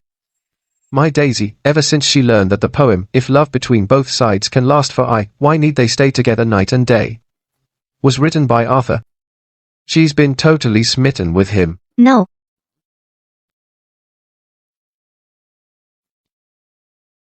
Well, Arthur is still studying for the exam. He shouldn't be distracted. That's true. Then we'll wait until Arthur wins the top scholar title. Then I'll have Daisy marry him. Arthur, what do you say? All right. Enough of this nonsense. Victor. Arthur. Go back to your studies now. Focus on your studies. Later, I'll have your meal brought to your room. Yes. This time, I successfully cultivated my soul and saw through their plot. Otherwise, the family facing execution wouldn't have been the Sterlings, but our own Vance family. Beatrice and her son hate my guts. They failed to get me this time, so they'll surely try again. I need to get stronger, fast. That's all that matters. The texts say that for the soul to grow stronger, one must often project it outward, to bathe in the essence of the sun and moon. Tonight is a full moon. The lunar power is potent. It's the perfect time for soul cultivation.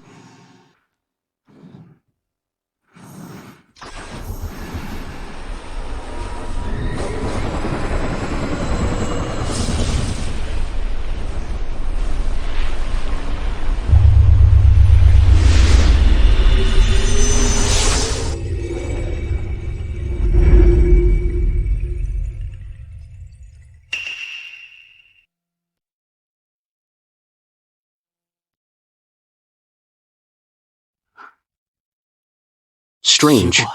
What's going on over there? Such a strong smell of blood.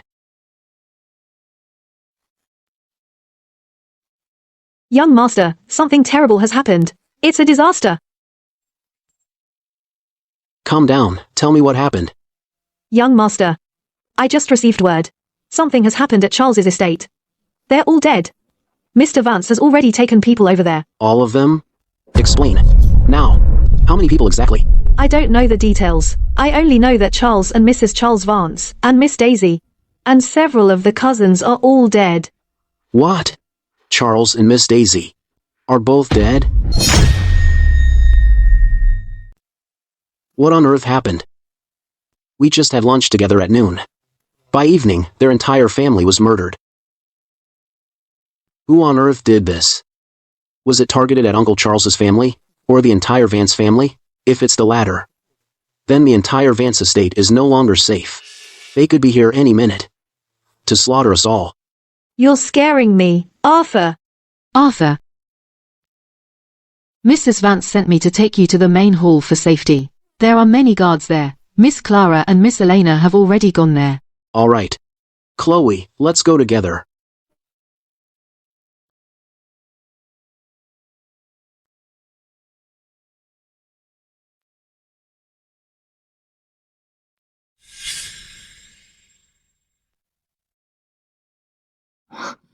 Arthur, you're here. Uncle Charles's family, along with the maids and servants, over 50 people were murdered. I heard. The target might not just be Uncle Charles's family. Perhaps it includes the entire Vance estate. In the coming days, everyone needs to be extra cautious. Where's Mr. Vance? Hasn't he returned yet? Mom. You and your sister stay here. I'll go check outside. When will your father be back? Don't worry, I have guards with me. It'll be fine.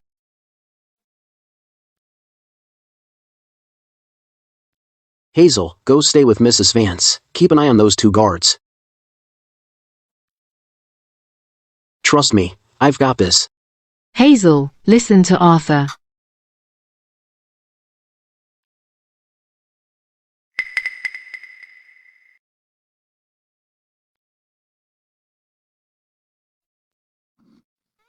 Arthur, you. Don't speak. When it starts, stay close to me. The slaughter is about to begin. Die, die.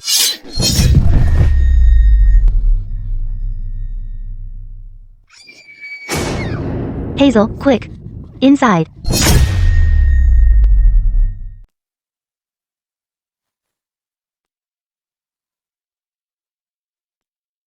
It's fine, Mrs. Vance. Just now, a sudden gust of wind came from nowhere, and blew out all the lamps. Fine. Even the king of hell lies to ghosts now. And you call this fine? Bella, did you do all this? The ones Clara brought back from outside, these two little maids, are truly extraordinary. Hazel is cold as ice, sealing throats with a single sword strike, and even this seemingly completely harmless little Bella also hides her true strength. Mrs. Vance. It wasn't me. Wasn't you? Then could it be this punk? Mom, it really was Arthur who saved us. Right after you left, all the candles suddenly went out. These 3 nannies are killers. Now. 2 have already been taken down. Only 1 remains. Severely injured and probably won't last much longer. Are you telling the truth? This kid took out 3 assassins all by himself. Isn't he just a scholar? Mom, I'm serious. Arthur is really capable. Give me a break. He's just some weak scholar who can't even lift a chicken. If he didn't piss himself, I'd be impressed. And he's supposed to be a killer. Rat, do you even know what's happening? Are you still trying to make a fool of me? Tonight, we'll be lucky if we make it out alive. We owe it all to your sister for bringing Bella and Hazel back. Otherwise, the 2 of us would be down there keeping Uncle Charles company.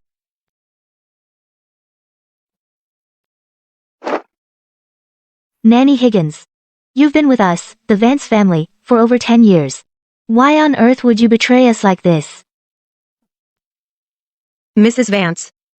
This is all my fault. Then just kill me. Make it quick. Someone came out of the dark and tried to kill me. And it was you.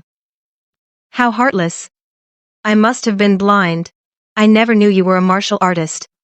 But how did you find us so soon? We had just blown out the candles and oil lamps. We hadn't even made a move yet. Then you popped out and took us out one by one. And we were scattered all over the place. It just doesn't make sense. Could you tell me how you did it? Let me die with some peace of mind. Nanny, you're a piece of work. You're a traitor to the Vance family. Why should I give you that peace? Do you think I'm an idiot? You. What happened to Charles Vance? Was that you too? Tell me why. Who ordered you? If you confess honestly, I could, out of respect for all your years of service, make it quick for you. The Sterlings showed me kindness. Even if I die, I will never tell you it was Mr. Sterling who escaped and ordered us to do it. She said it was the Sterlings. I didn't say that.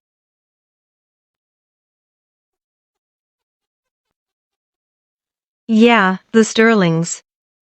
So you say it's the Sterlings? Then it's the Sterlings.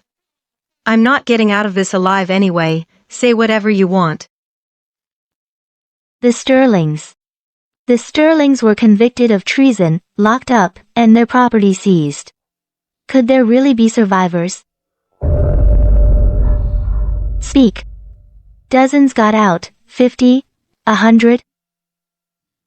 1,000? 10,000? Go ahead, Sylvia, guess. Even if you guess, you'll never guess that there were 23 of them. She said 23. You. How did you?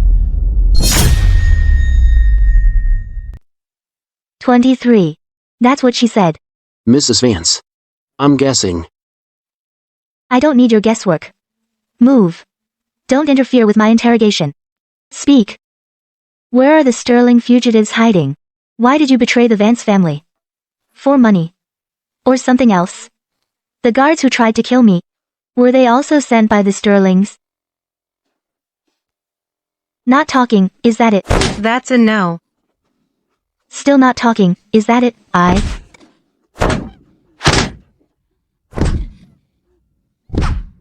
You gonna talk or not? You little tramp, Sylvia Vance. Vain and full of yourself, selfish to the core. A snob and a hypocrite.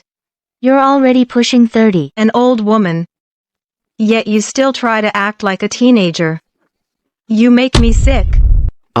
I'm 29. I mean, 29. 29. Say it. Say it. Say 29. Say it. Come on. It was the Sterlings. The Sterlings got away, all 23 of them. Every last one. They're all holed up. In some rundown tunnel in the suburbs. Uncle Charles is getting silenced tonight. They're the ones. They lost everything. They paid off the maids and guards. They'll do anything. To get revenge on our family. I think besides the Sterlings. There are others involved. Otherwise, they never would have gotten away. And Miss Elena. They think you're the Vance family's mastermind. And the most important person. More important than your own parents. Even more so. So, if they strike tonight, they'll come for you first. They're idiots. They're bound to fail. You know why? Why? Because the Vance family's real strategist and the most important person, it isn't me. It's you, Arthur.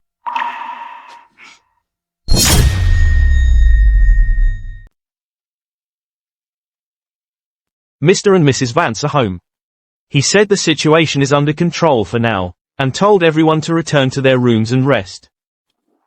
Good. Take me to see Mr. Vance. As for the others, return to your rooms and rest for now. As for Nanny Higgins, lock her up. That fat duck in a cage. I'll have your head sooner or later. Let's go. Clara. Arthur. Then I'll take my leave now. All right. Get some rest.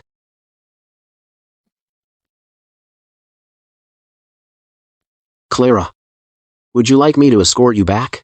You can read minds. She actually saw right through me. Everyone says my wife is simple-minded, but looking at it now, she might just be the smartest one in the Vance family. Thank you for today. When you have time in the future, spend more time with Elena. She likes you very much. Clara. There's something I've been meaning to ask you. That night, when we consummated the marriage, was it really you? Clara. Arthur. If you take another step, the sword in my hand won't hesitate to strike.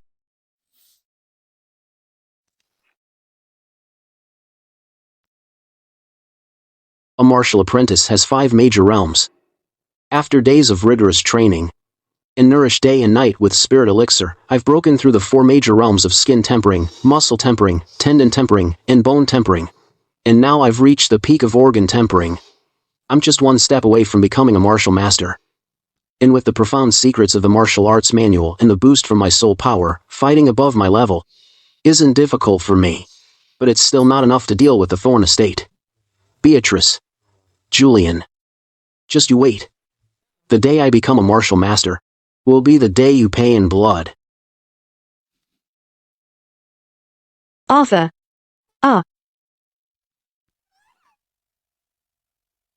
Arthur, I'm so sorry. I had no idea you were bathing. It's fine. It's not like you haven't seen it before. Go on. What is it? Could it be the assassin who slaughtered Uncle Charles's family has been caught? No, Mrs. Vance asks you to come to the main hall to meet guests. It seems Julian and Butler Bates are here.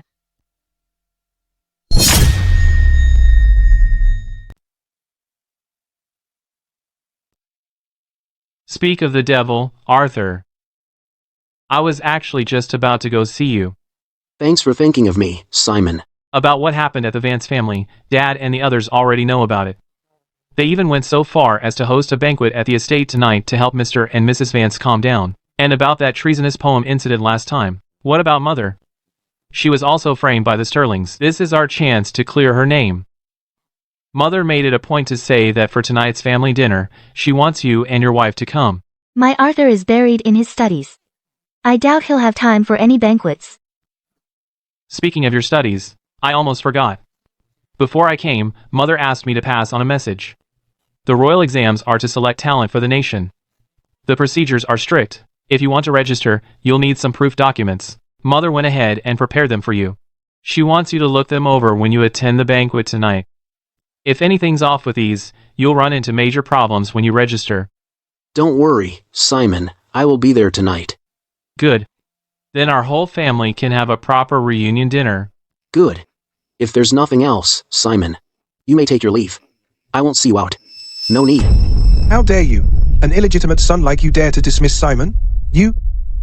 Since you don't want me here, Arthur, I'll head back to the estate first and wait for you there. That damn little rat has some nerve.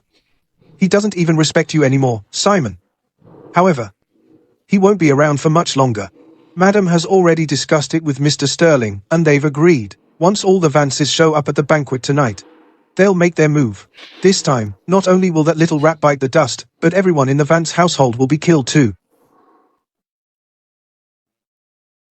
So Mrs. Thorne is indeed in cahoots with the Sterlings. It seems those Sterling remnants can't be left alive. Arthur, are you sure about this? You really want to go to the Thorne estate banquet? At the Victory Gala the other day, you got on the wrong side of Edward Thorne. I'm afraid tonight, the Thorns won't exactly roll out the red carpet. Exactly. If you don't want to go, then don't.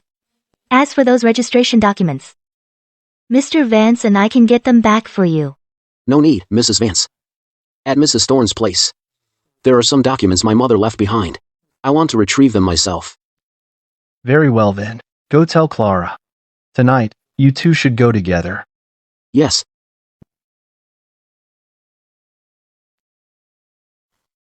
Clara's grown even more distant.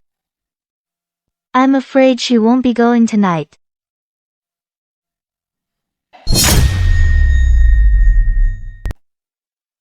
This little rat. Just a few days apart, and he's got some nerve already. Before, if I so much as glanced at him, he'd be shaking like a leaf, his legs would give out. Now that he's got the Vance family behind him, he doesn't even give me, Julian, a second look. Easy now, Julian. Tonight, that little rat. Bates. What you and Mom have been up to. Don't think Dad doesn't know. He's just choosing to look the other way. This time, you'd better not slip up. Or else. I doubt even Mom could save you. Don't worry, Julian. This time, nothing will go wrong. To leave nothing to chance, Mrs. Thorne even went out of her way to call over your cousin. He's a martial master. He'll join forces with the Sterlings tonight. We'll wipe the Vance family off the map. Vincent. Looks like this time, Mom means business. But that Vincent is the most valued young man of the Blackwood family. He's also Mom's favorite nephew. You better have a solid plan. Don't make any mistakes. Yes, Julian.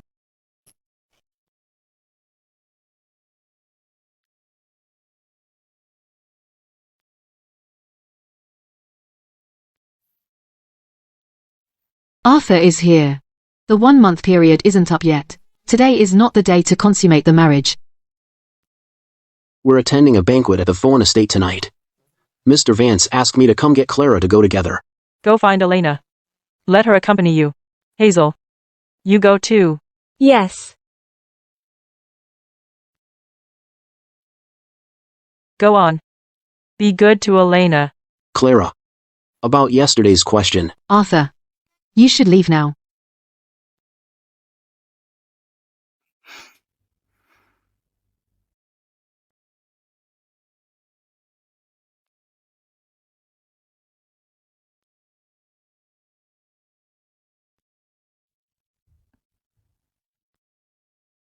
Mom and Dad.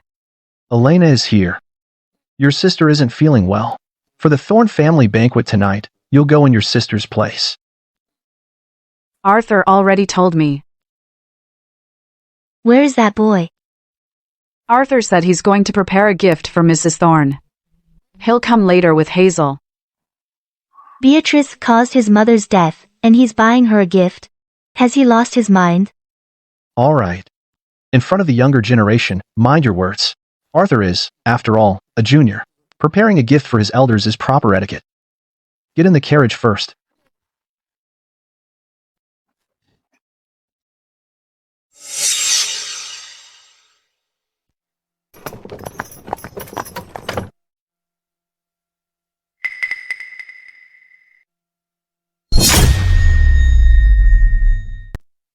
Mrs. Thorne.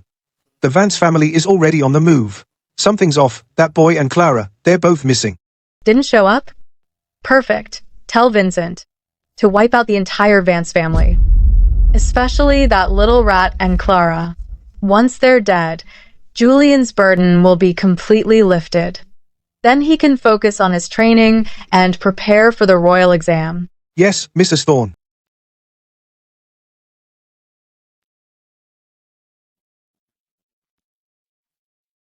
Wait, aren't we supposed to be at the Thorne family's banquet? What are we doing here? And why do you buy all this lime and flour? Before a banquet, you gotta bring a gift, right? Just did a soul probe of the place. 4 guards at the gate, 9 more hiding inside. We need to figure out a way to take out the 4 at the gate. Silently. Hazel, any ideas? Where'd she go?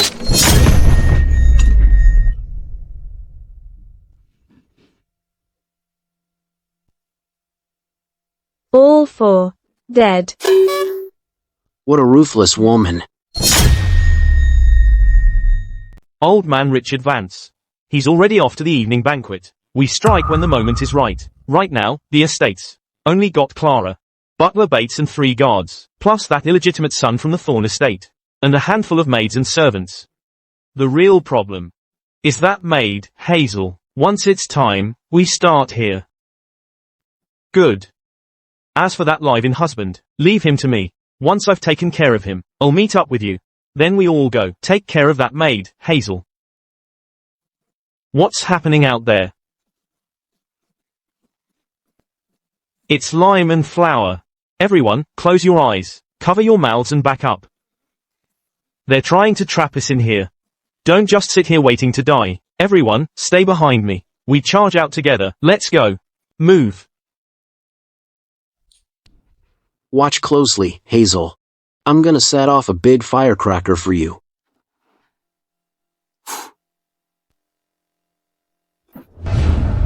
Hazel, run.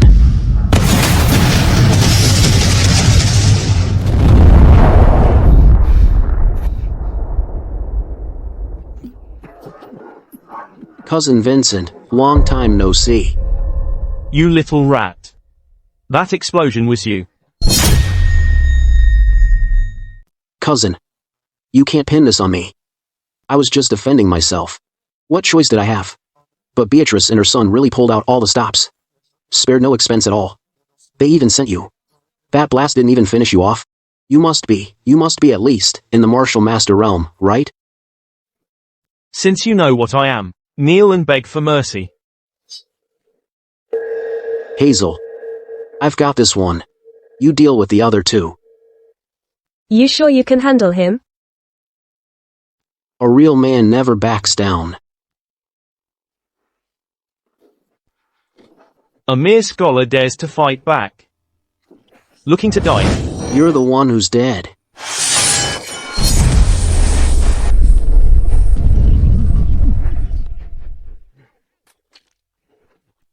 You, what are you? Why does everyone ask that? I'm just a scholar. Isn't that common knowledge? He actually fought a martial master, and won. This illegitimate son. How is he this strong? Uncle. What now? Everyone's down. It's just the 2 of us left. Do we run? Are you kidding? I can't die.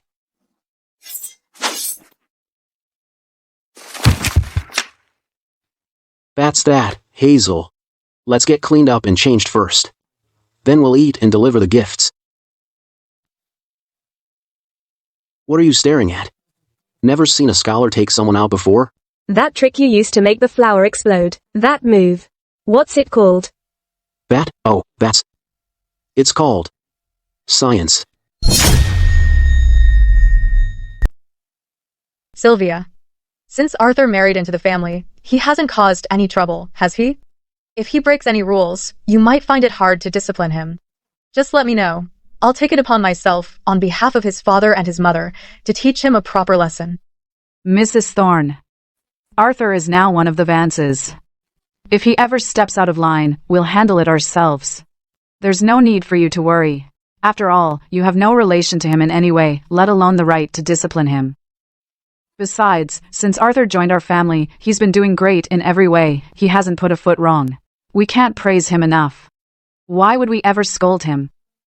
Mom and Dad, don't you think I'm right? That boy Arthur has been behaving well. Yes. Arthur is good. He's been wonderful. So wonderful he's practically won Elena over. I thought this lowly illegitimate son would be looked down on by the Vance family after marrying in. But it seems that little rat is actually doing quite well. Even Elena is defending him. Elena, you truly live up to your reputation as Ravenwood's #1 talented lady. Not only are you a gifted poet, but you're also quite eloquent. I wonder which young master will be lucky enough to marry you someday. Sylvia, Elena must be reaching marriageable age. Do you have a suitable match in mind? If not, I happen to know someone. He and the Vance family are a perfect match in social standing. He's not only handsome, but also a martial artist. You mean Vincent, right? That's right, Richard. It's Vincent. My nephew is the legitimate heir of the Blackwood family. He has a bright future ahead. He's already reached the martial master realm at a young age. If he were to marry Elena, it would be a match made in heaven. A truly enviable couple. Mom's move is so ruthless. Sending Vincent to slaughter the Vances, and then proposing a marriage for him. Making Elena marry her enemy. That's destroying someone body and soul. No need. We've already found someone for Elena. This man is no worse than your nephew. Whether it's his looks or his talent, our Elena is very satisfied. Once he passes the royal exam, we will certainly arrange for him to marry Elena. Is the person Mom mentioned? The most important point is, he's agreed to marry into our family. My Elena is in poor health. We simply cannot send her away to marry. However, if your nephew agrees to marry into our family, I might consider this proposal. I just wonder if your nephew would be willing. My nephew Vincent is the legitimate heir of the Blackwood family, the future heir to the title. His status is noble. How could he possibly marry into another family? That little rat Sylvia is clearly trying to humiliate me with that remark. But you won't be smug for much longer. Right now, Vincent must be tearing through the Vance estate. When the time comes, let's see if you can still smile.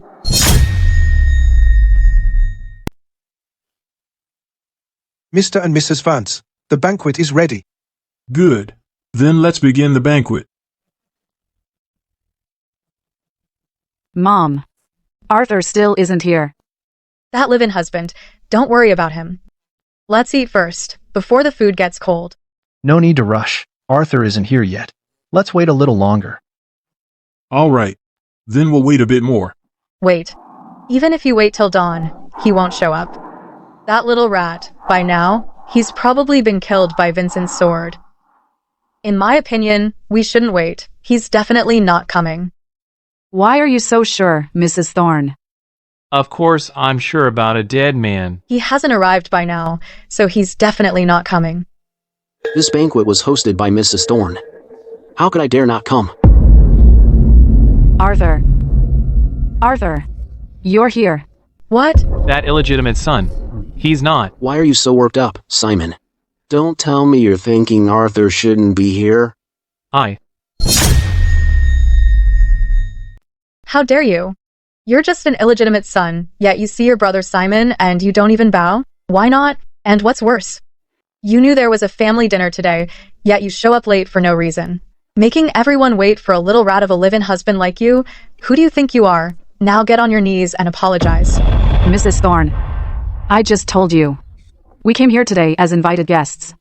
We are your guests. Is this how you treat your guests? That's utterly disrespectful to the Vance family, don't you think? Exactly. Arthur is part of the Vance family now. If he makes a mistake, it's up to us to discipline him. It's not your place, Mrs. Thorne. You. Mrs. Vance, Elena. I never expected that you'd value a motherless illegitimate son like me so highly. It seems your household must be quite pleased with this live-in husband from the Thorne estate. Of course we are. And it's not just our family that's pleased. Even Princess Victoria is very pleased as well. At the victory gala that day, Her Highness said herself, once Arthur passes the royal exam, she'll report to His Majesty and secure him an important post. Actually, our Vance family should thank Mr. Thorne for letting us have Arthur. When that time comes, Mr. and Mrs. Thorne better not go back on your word. You must be joking, Elena. Princess Victoria, how could she possibly take a liking to a live-in husband? Those were Princess Victoria's own words, spoken personally at the victory gala. Mr. Thorne heard it too. How come you didn't hear it, Mrs. Thorne? Oh, that's right. That day, you were taken away, weren't you, Mrs. Thorne? How dare you? How dare you disrespect my mother? Please calm down, Julian. I was merely stating the facts. Oh, and one more thing. Today, I want to take this opportunity to tell everyone here that Arthur is exceptionally talented. He's already my sweetheart. My mother has already agreed that once Arthur passes the royal exam, she'll let me marry Arthur. What did you say? You're gonna marry him too? How could you do this to your own sister? About this, my sister's already given her blessing. What's it to you if both my sister and I serve Arthur? What's that got to do with you, Julian? Why so worked up?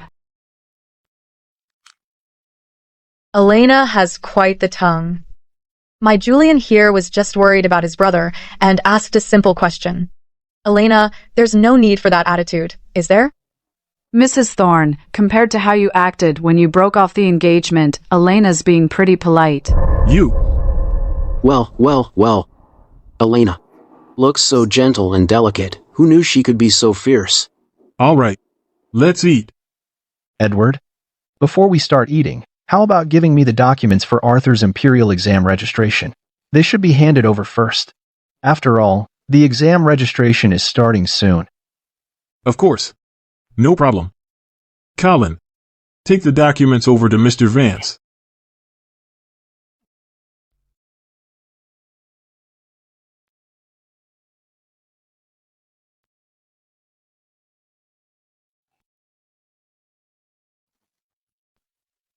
Thank you, Edward.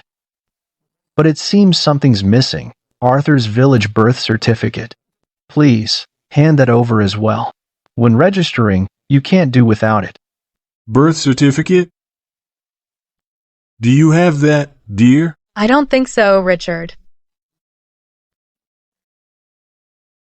Mr. Vance, that birth certificate was originally with Arthur's mother. We don't know if she left it in the village or lost it somewhere. After she entered the estate, she never gave it to us. We really don't have it here. Mrs. Thorne, my mother told me on her deathbed that you took it. How dare you, Arthur Thorne? You've got some nerve. By saying that, are you implying my mother was lying? Looks like you've grown some wings, huh?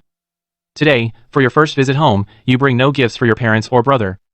We'll let that slide. But you dare talk back to us? Simon is right to scold me. Since Simon wants a gift, then I will give one. I only ask that you return the birth certificate my mother gave me. Hazel, present the gift.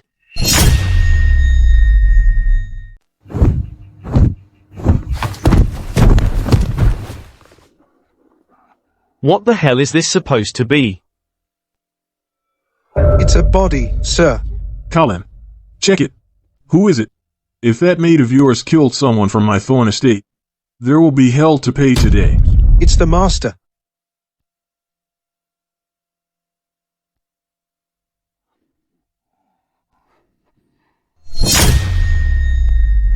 What? What's happening? Who is it? Out with it. It's the young master.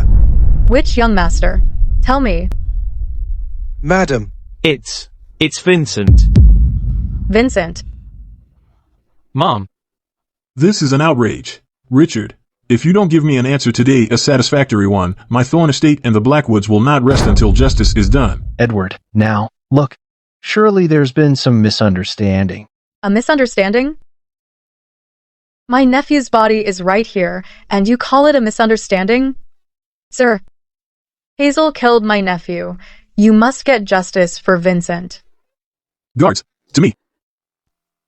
Arrest this ungrateful son, and Hazel execute her on the spot. Anyone who interferes, kill them without mercy. Edward, why are you going this far? That bastard committed high treason. He had the gall to order someone to kill the Blackwood heir. My wife's own nephew. How could I possibly let that slide? Mr. Thorn, are you really sure you want revenge for him? I suggest you take a good look at the other bodies before you make any decisions, or you'll get the Thorn family executed. Hazel. What's this? Richard, what are you just standing there for? They killed Vincent. They killed our Vincent. How am I supposed to face my brother and explain this? Kill that little rat. Kill these murderers. I will avenge my Vincent. You stupid woman. They're burned to a crisp. How can you possibly tell? How could it be Vincent? You.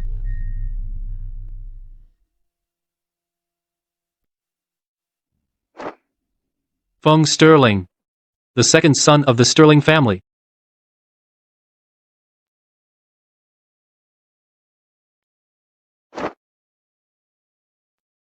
What? Silas Sterling's second legitimate son. Both of these men are Sterling rebels, wanted for high treason. Inside and outside the city, their wanted posters are everywhere. You should recognize them, shouldn't you, Edward? Yes, I recognize them. And this one? It looks like he's not from the Sterling family. Edward. Do you know him? No. Then, Mrs. Thorne, do you recognize him? No. Just a moment ago, you were swearing up and down he was your own nephew. Vincent Blackwood. Now you say you don't know him. My mistake. My butler and my wife and I were all mistaken just now. There is indeed no Vincent. Yes. I must have seen wrong. It seems it was all a misunderstanding. Mrs. Thorne, these are all Sterling fugitives. Bounty for the kill. Earlier, Simon blamed Arthur for attending the banquet without bringing a gift. So I'll make these corpses my gift to you, madam. What do you and Simon think of that? Fine. Take these. Gifts away. Mr. Thorne, now that the gift has been delivered, and since Mrs. Thorne and Julian seem quite satisfied, I'd like you to go find Arthur's birth certificate.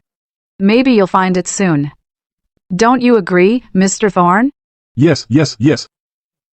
Take some men and search for it. Turn the whole estate upside down.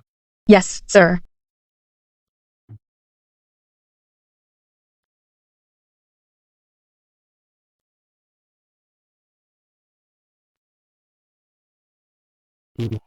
We found it in the room where Arthur's mother used to work. Richard, you have everything now. From now on, he is a member of the Vance family. He has no ties whatsoever to the Thorne family. Well then, thank you, Edward. What Mr. Thorne says is true. But I, Elena, have something to say to Mr. Thorne and the Thorne family. Arthur is now one of us Vances. You no longer have the right to scold him, nor the right to summon him at your whim or dismiss him like he's some servant. Elena's got my back. What kind of magic potion did that boy give Elena to drink? She's defending that boy so fiercely. Oh no. That brat's completely fallen for him. It's getting late. Let's eat.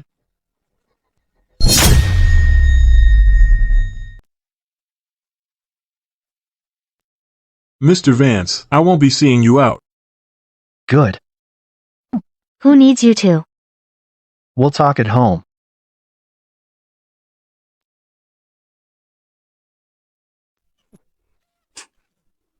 You stupid woman. The Thorne family will be ruined by you one day. You idiot. How many times have I told you? Stay away from anyone linked to treason. Wasn't the last lesson enough? Victor is doing very well in Crown City, and Julian is about to pass the civil service exam with flying colors. Our Thorn estate is only going to get better and better. If it's ruined by you, dying 10,000 times won't be enough to make up for it. I've taken care of the man. Don't go to your brother's place. If anyone asks you, just say you never saw Vincent. As for where he went, you don't know. If a single word about tonight reaches anyone in this estate, you'll answer to me.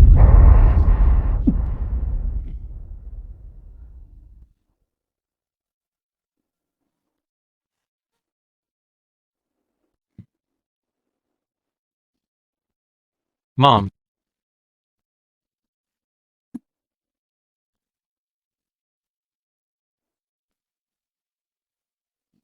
Don't you worry, Julian. I promise you. What is rightfully yours will never be taken by anyone. If it makes you happy, if it brings you joy, I'll pay any price for it. Any price at all. He's already taken the birth certificate. And he has that maid protecting him. What else can you do? We'll just have to watch him top the exams and walk away with both sisters. Madam, Mr. Julian. A letter has arrived from Mr. Victor in Crown City.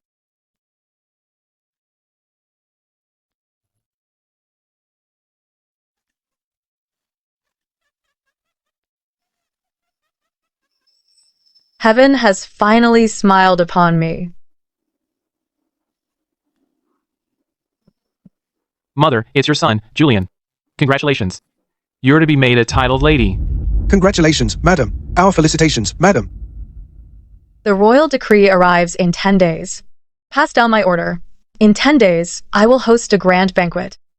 I will invite all the nobles of Ravenwood to attend my conferment ceremony. Yes? Don't you worry, Julian. Before that happens, Arthur Thorne is going to.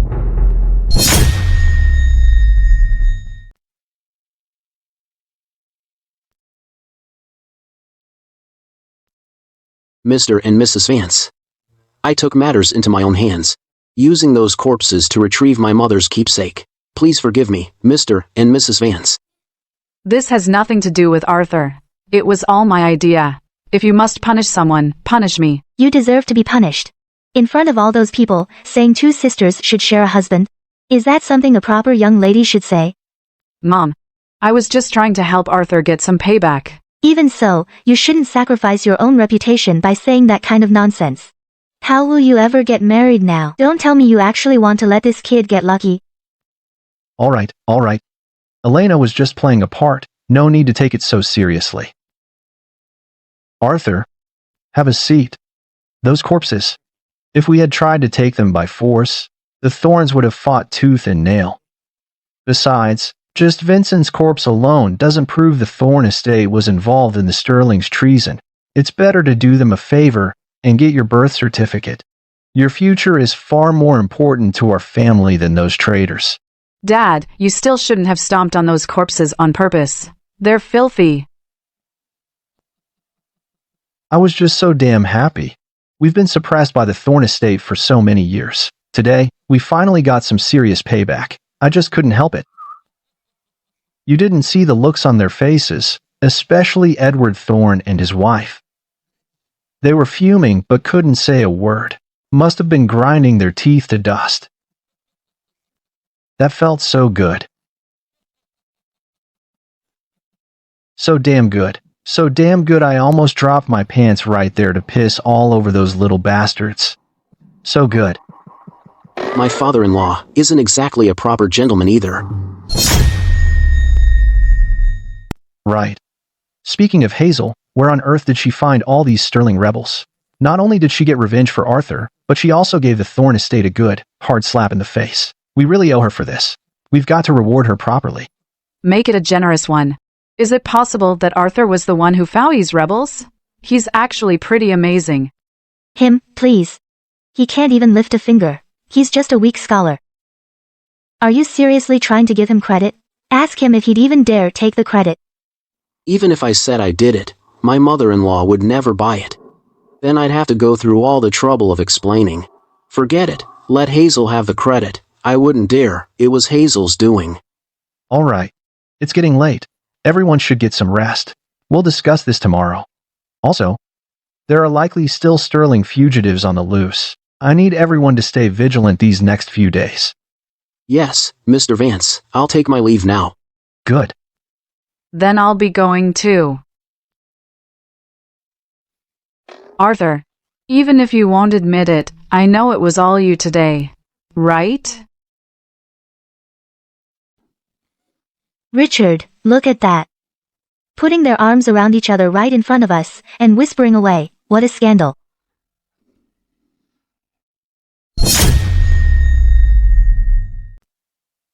Manny Higgins told me that the Sterling rebels who escaped this time are 23 in total.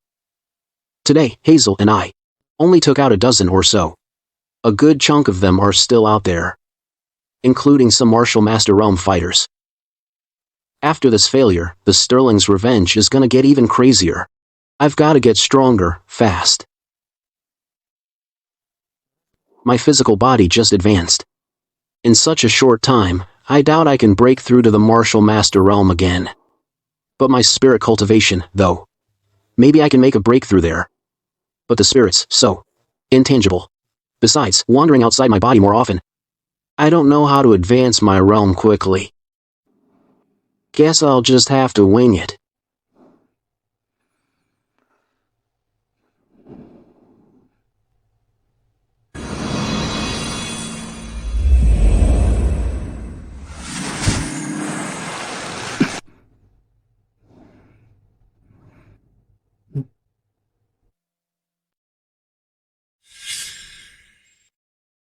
A spirit cultivator, huh?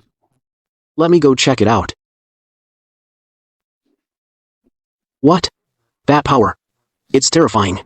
With just one look, I felt like I was thrown into an ice cellar. I can't move a muscle. I'm done for. I've run into a real master this time. Mentor. I meant no offense. I was just cultivating my spirit and happened to pass by. Please understand, Mentor.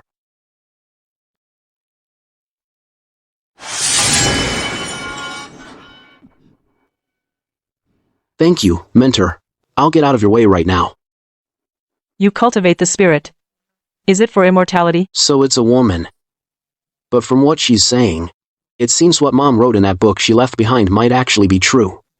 Cultivate the spirit to a certain realm, and you become indestructible, gaining eternal life. I started spirit cultivation out of curiosity at first. I left my body by accident. As for now, I haven't thought that far ahead. I just hope to get stronger as fast as I can. You can't attain immortality. The path to immortality is the path of detachment. Abandon wrath. Abandon obsession. Abandon hatred. Abandon love. Cast aside all worldly desires and attachments. Detached and desireless, huh? My ice-cold honey would be perfect for cultivating immortality. So, Mentor, you're cultivating your soul to achieve immortality? I don't know. Can I keep you company and chat for a bit? Wow, she's a real powerhouse. If I could get just a little guidance from her, for someone like me, that'd be an incredible blessing. Reaching the object manipulation realm would be right around the corner. I won't teach you any cultivation technique. Oh man, she can read minds too? Hearing that from you, Mentor, is pretty disappointing. But it's fate that we met. Even if you don't teach me any cultivation method, I should still keep you company. What do you want to talk about? I know how to tell stories. Would you like to hear some, Mentor? What kind of stories? You know, lovey-dovey stuff. Of course not. You're a cultivator, Mentor, and you just mentioned the path to immortality. Maybe you'd like stories about cultivating for immortality? Heaven and hell, gods and monsters, the one true path to immortality. Mentor, sound good? Heaven and hell, immortals. Do you think in this world, there really are such things as heaven, hell, and immortals? Maybe. But they might not be called heaven and hell. When I break through to a higher realm with my soul, maybe then I'll see for myself. As for immortals, to me, you're already an immortal. Mentor. This flattery. I wonder if this phantom mentor likes it or not. Go on then, tell your story. All right. Beyond the seas, there lies a kingdom named the Kingdom of Aurora.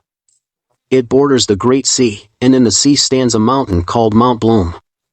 On Mount Bloom lives a stone ape. That stone ape lived in the mountains. The grand sage chanted, "The moon hides the moon rabbit.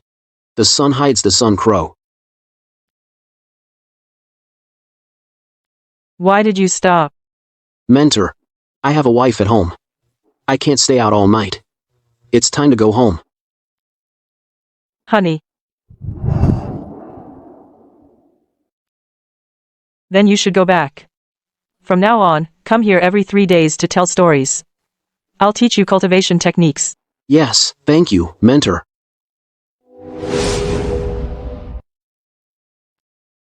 The moon hides the moon rabbit. The sun hides the sun crow. The tortoise and snake naturally intertwine. Intertwined. Life force unshakable. Can still grow. A golden lotus in the fire. This mantra seems to hold a mystery.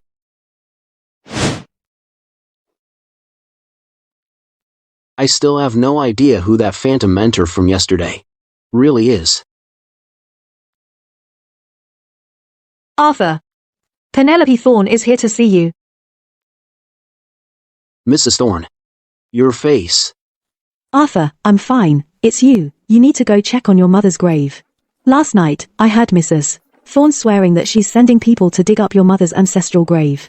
She's also hiring a witch doctor to use your mother's remains to perform some vicious dark magic to get revenge for her nephew, Vincent. What? How dare she?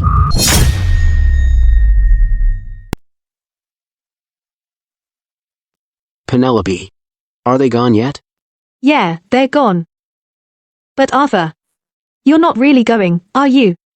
I'm telling you, Mrs. Thorne must have already been by the graveside with assassins lying in wait. She's just waiting for you to walk right into the trap. What if I go find Mr. Vance, have him send some guards with you? No need. With all this trouble from the Sterling fugitives, Mr. Vance has been completely overwhelmed lately. How could I bother him with this on top of that?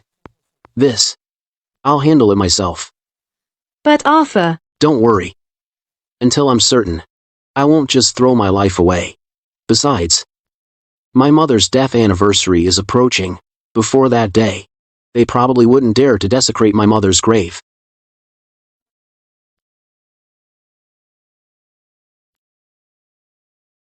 Mentor. Didn't I tell you to come back in 3 days? Your cultivation's too low. Your soul's too weak. Projecting your soul out every day will damage your cultivation. Mentor. I can't wait any longer. I need to get stronger. Fast. What for? Revenge? Is that it? It's not just about revenge. I want to protect my family, my wife, and everyone I care about. Protect? Your wife. She treats you well, doesn't she? No. Quite the opposite. She doesn't like me. She might even despise me. She keeps me at a distance. Always. But so what? She's still my wife. It's my duty to protect her and her family. Besides, I'm grateful to her. If she hadn't overlooked my background and agreed to marry an illegitimate son like me, I probably would never have escaped that hellish life. And I never would have met this family who truly care for me. Family? Come every day, then. I'll help your soul reach the object manipulation realm. Yes. Thank you, Mentor. Truly. Tell me the story. Tell it again. The secret to immortality that the Grand Sage passed to the Monkey King. This phantom mentor. Why is he so fixated on this part? Could it be? In that ancient legend, the classic Journey to the West actually contains the secrets of soul cultivation and the path to immortality? All right. Well, in the dead of night, the Monkey King knelt below the dais, listening as the Grand Sage imparted the Tao of immortality. Perfect mastery, the true secret technique. Cherish and cultivate life force, nothing more. It all returns to essence, energy, and spirit. Guard it closely, do not leak it. Do not leak it. Hide it within the body. Receive my teachings, and you shall prosper. Recite it again.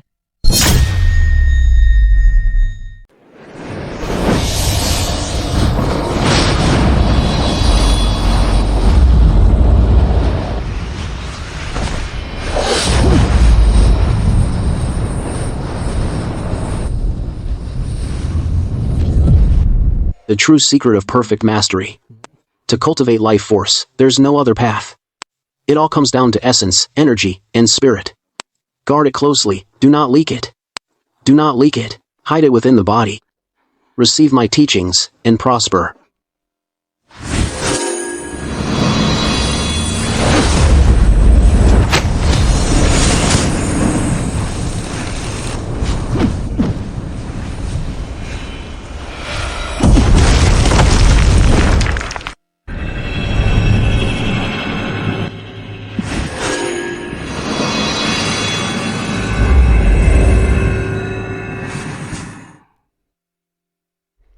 Arthur, are you going to the backyard grove to practice boxing again?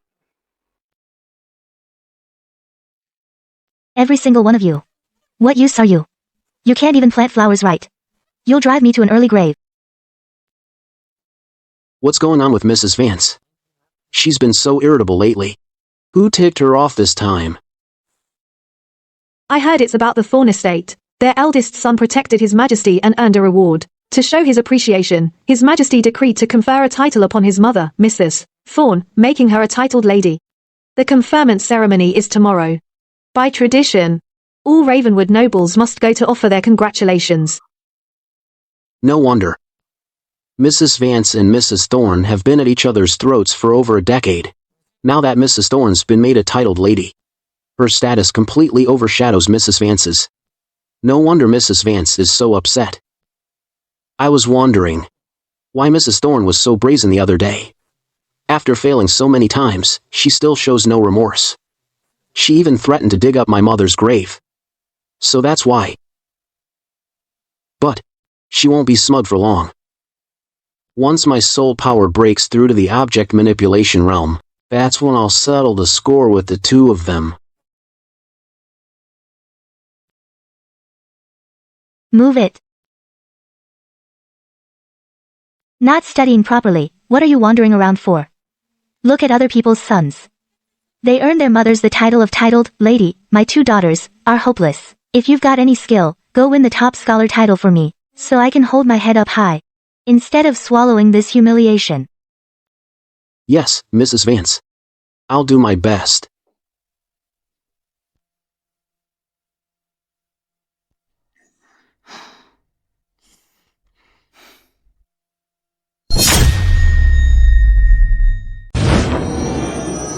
Am I breaking through?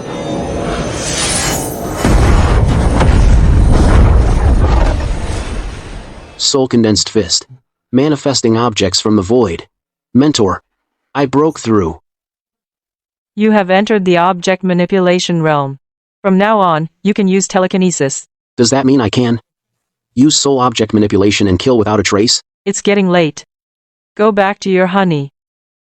Come back tomorrow. Mentor. Tomorrow, I probably can't make it. And after that, I may never come back. Why not? You're leaving? Tomorrow is my mom's death anniversary. I need to go pay my respects. And I have some unfinished business. I plan to settle it all tomorrow night. If I'm lucky enough to survive, I'll definitely come back here and tell you more stories. If I don't, it means I have already died at the hands of the enemy.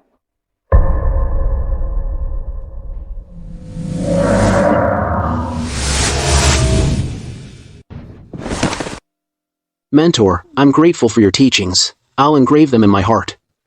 If I never return tomorrow, I'll repay you in the next life for your kindness.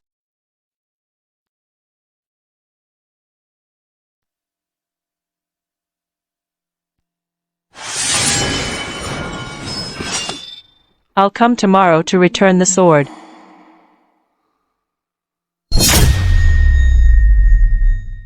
What's taking her so long? Not sure.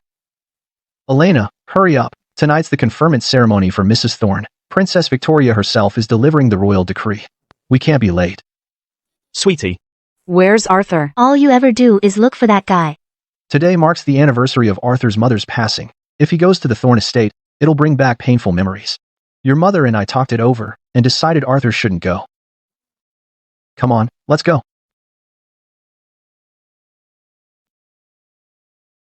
Arthur. Mrs. Vance and the others have already headed to the banquet at the Thorn estate. You stay here at the manor. Keep watch. Arthur. Why don't you let Chloe go with you? No need. I'll go alone. That's all I need.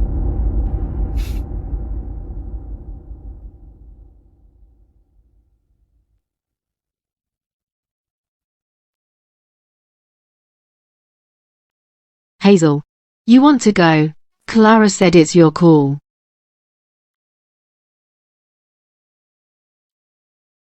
Hazel. You're not going.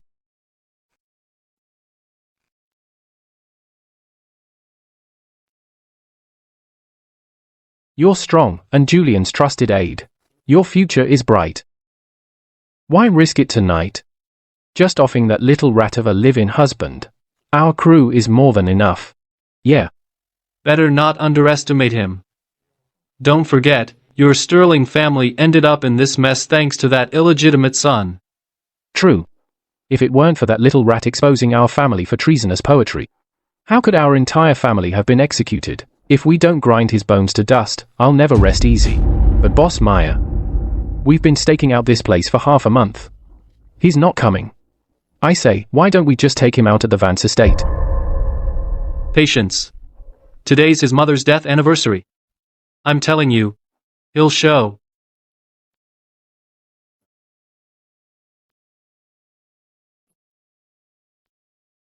Boss Meyer, are we still waiting?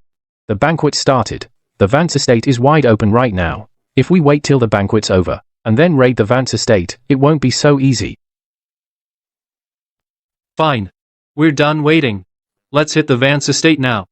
But before that, let's dig up his mother's grave. Snatch her remains. If he doesn't show, we'll deliver his mother's remains right to him. Should have done that from the start.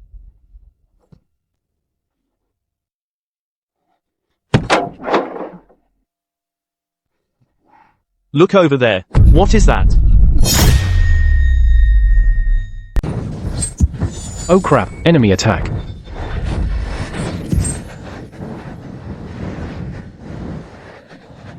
Trying to run? You think you can get away?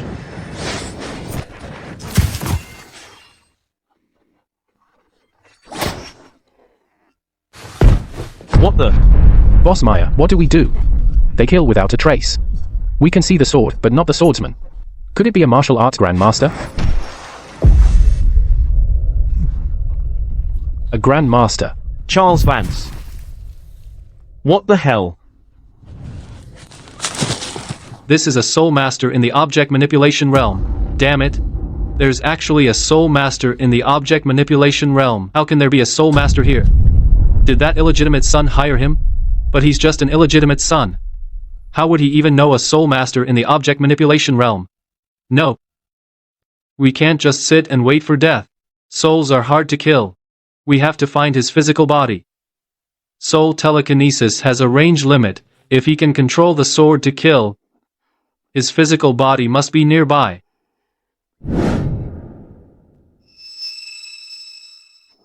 Found him. Die. We got him. It's you?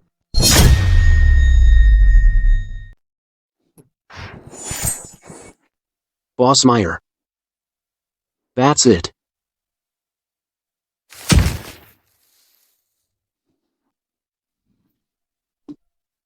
A life for a life. Are you ready? What if? My luck's always been on my side. Don't you think?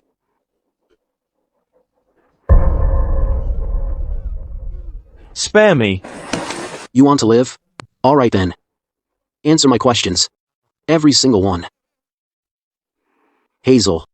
Take notes. What's your name? Are you from the Sterling family? Albert Sterling. That's right. Back then, the Sterling family was executed for treason. Who helped you traitors get away?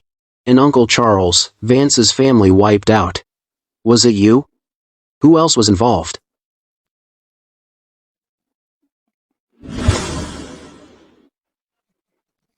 Edward. Congratulations, congratulations. Richard, come on in, right this way, after you. Sylvia, you made it. Beatrice. Congratulations, congratulations. You really did raise a fine son. So young, and he's already earned you the rank of a titled lady. Not like my children. Not a single one is useful. Oh, you're too kind. It's all thanks to His Majesty's boundless favor. Chang Tian. He was just doing his duty. That's all.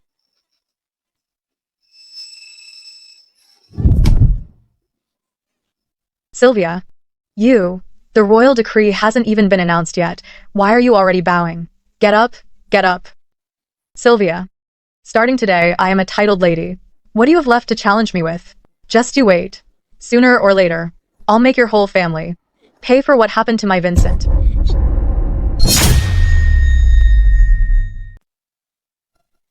Mom. What's going on? Richard. Sylvia must have been so happy for me that she got a bit too excited and tripped and fell. Mrs. Thorne, you pushed my mother on purpose, didn't you? How dare you? My mother is a titled lady, a rank conferred by His Majesty. She is a woman of virtue. She would never do something so dishonorable. How dare you slander my mother? Are you actually questioning His Majesty's judgment? That's treason. You. Elena, hold your tongue. Mrs. Thorne, I'm sorry, my daughter is being foolish. She's just talking nonsense. Please don't take a child's words to heart. Elena, apologize to Mrs. Thorne right now.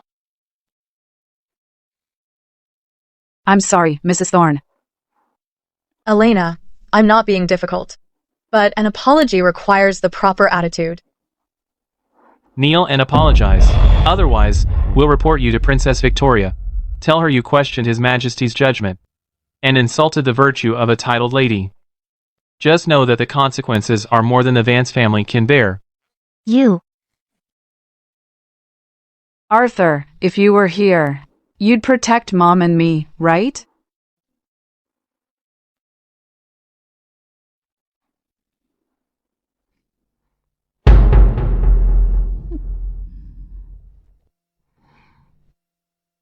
Mrs. Thorne.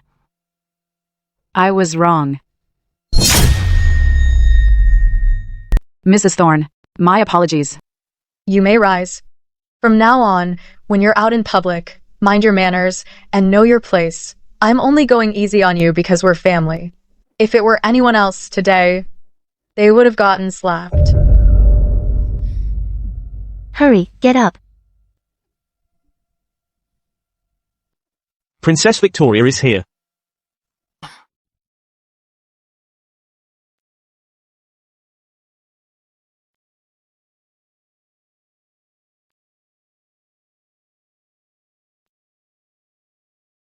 All hail Her Royal Highness. Rise. Thank you, Your Highness.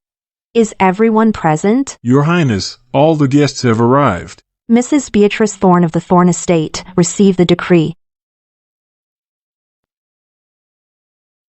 Your humble servant, Beatrice, receives His Majesty's decree. By the mandate of heaven, the Emperor proclaims, the fact that Victor Thorne, eldest son of the Thorne Estate, has shown such radiant loyalty and bravery, risking his life to protect the Emperor and quelling the rebellion, is a direct result of his family's teachings. His mother, Beatrice, from a noble and virtuous family, is gentle and prudent at heart and raised him to be a man of accomplishment.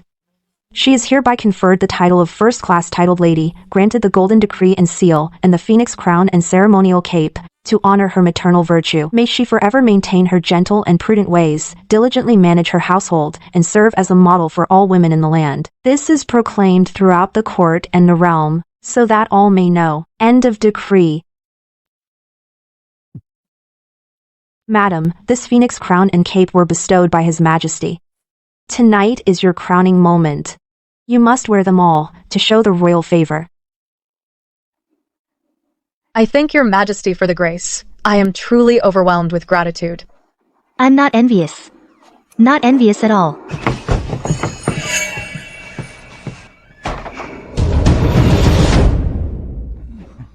Arthur.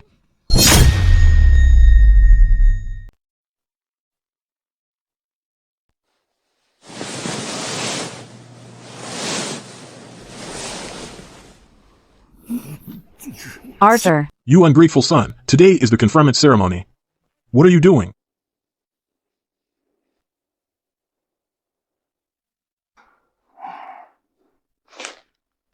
Your Highness, I, Arthur Thorne, with my humble self, accuse the Thorne family of treason. What? I raised you for years, and you show no gratitude. Instead, you seek to harm the Thorne family. You are unworthy to be called a son. Edward Thorne, what right do you have to say that? My mother was violated by you before giving birth to me. All these years in the Thorne family, I endured endless humiliation, and you turned a blind eye. Worse yet, you even allowed Mrs. Thorne to poison my biological mother. Edward Thorne, you're a beast in human clothing, a hypocrite. How dare you call yourself a father? You, ungrateful son, in front of Princess Victoria, how dare you spout such nonsense? Guards, beat him to death. Stop. Who dares lay a hand on my son-in-law?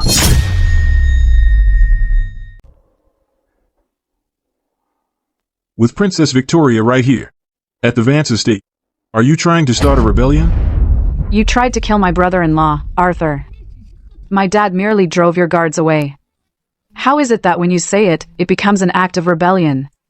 Are you saying, Mr. Thorne, that your family are royal relatives and nobles, and you yourself are His Majesty? Anyone who defies the Thorne family, or defies you, Mr. Thorne, is guilty of treason? Princess Victoria, I would never dare imply such a thing. It's all this silly girl's twisted interpretation and nonsense. Your Highness, please see the truth. Yes, Princess Victoria. It's definitely the Vance family, who envy my mom for receiving the Emperor's favor and set us up on purpose. They deserve to die 1,000 deaths. We beg you, Princess Victoria, to grant our family justice.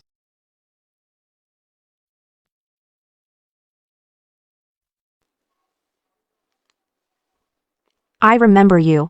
That copy of Romance of the Three Kingdoms was written by you. You just claimed that the Thorne estate committed treason. Is that true? Your Highness, every word is true. I have witnesses and solid evidence, all of which prove the Thorne family's treason.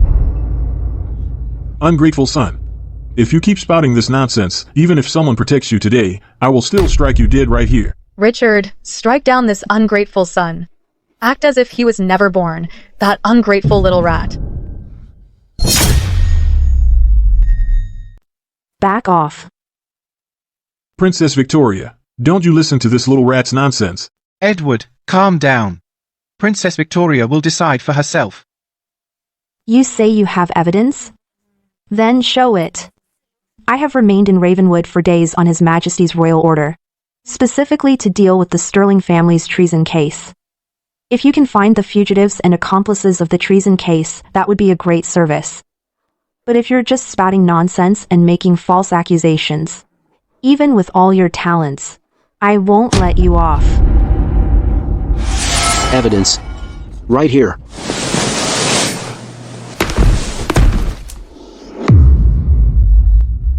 This is the third master of the Sterling family, Song Yan, a wanted fugitive for treason. Everyone here should recognize his portrait. It's been posted all over Ravenwood. And the others are also fugitives from the Sterling family. Mayor Harrison, you've been capturing fugitives these past few days. You should know this better than anyone. Indeed. They all defied the crown and are wanted fugitives. But this man doesn't seem to be. Exactly.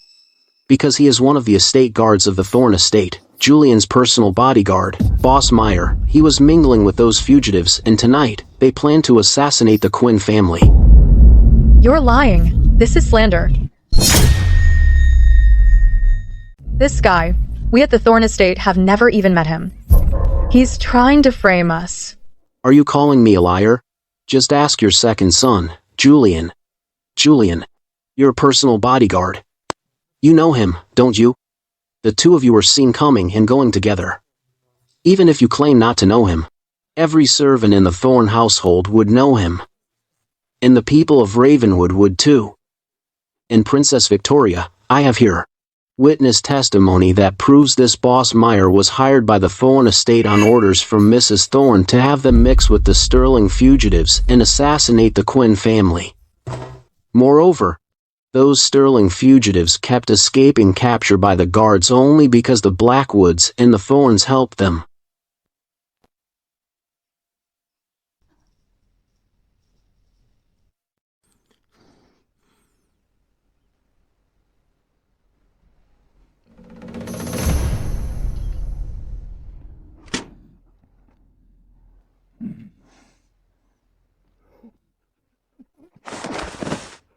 You Albert Sterling, author of the treasonous poem. Mayor Harrison, have mercy. Please, Princess Victoria, spare us.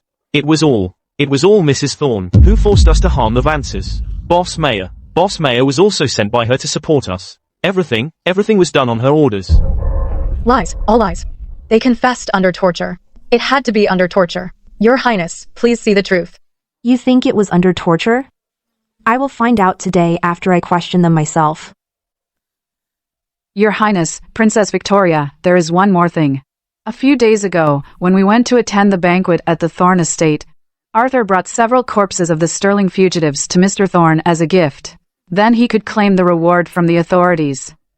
Among the bodies was one named Vincent, a member of the Blackwood family. He was also Mrs. Thorne's own nephew.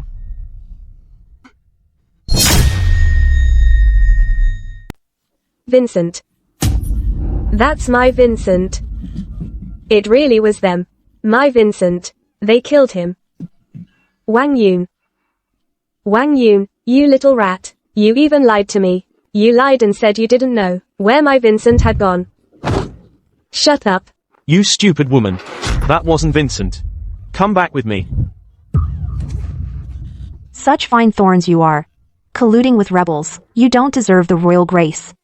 Guards. Take the prisoner and the body on the ground, take them all away. I will question them personally, and surround the Blackwood and Thorne estates. Without my direct order, not even a fly gets out of there. Your Highness, Mrs. Thorne is suspected of treason.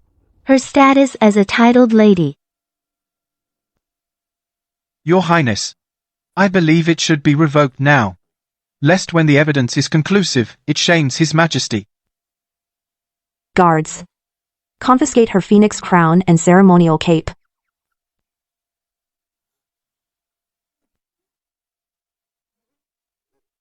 Arthur.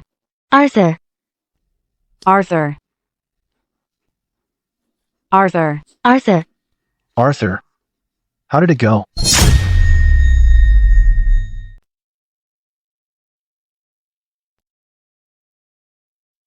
Arthur.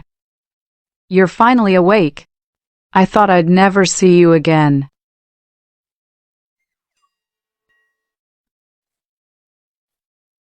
Arthur. Promise me you'll never do anything that risks your life again, okay?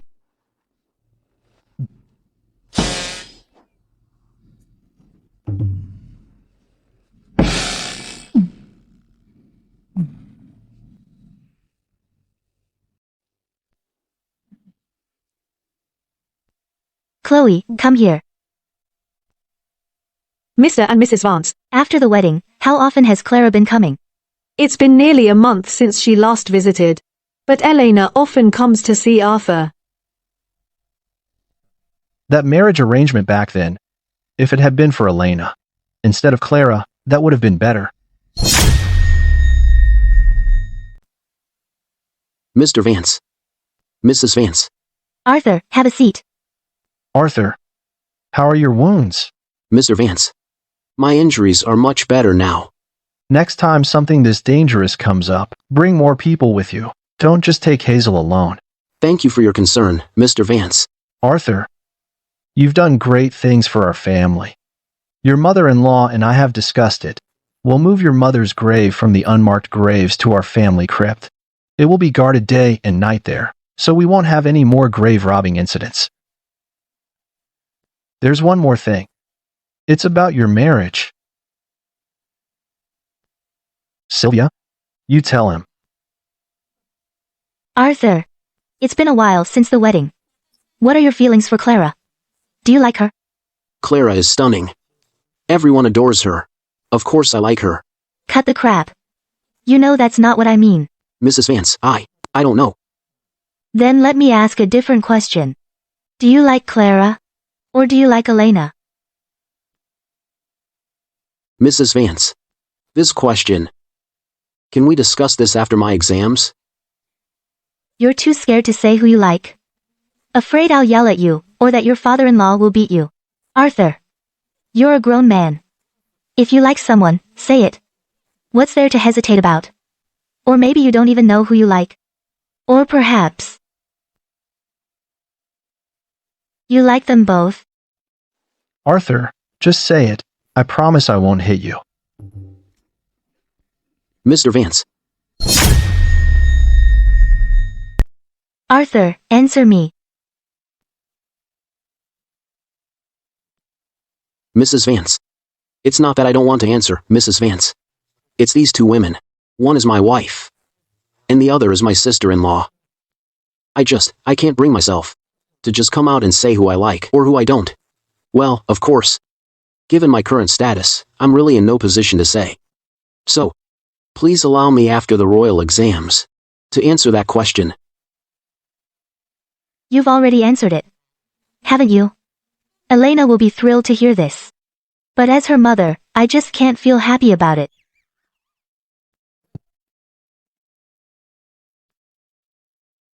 Focus on your studies.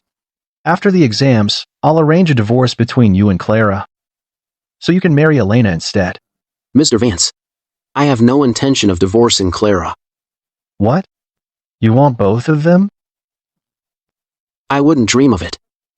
I should hope not. But come to think of it, given Clara's temperament, she's just not cut out to be a wife. Rather than ruin the lives of all three of you, it's best to let you and Elena be together. It's just, poor Clara. That silly girl, Clara, perhaps a life of solitude, is the best fate for her.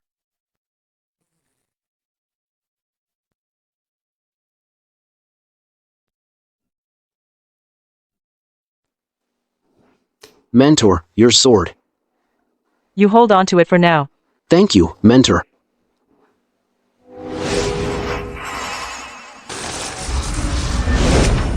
Tell me a story. Mentor. Let's stop here for today.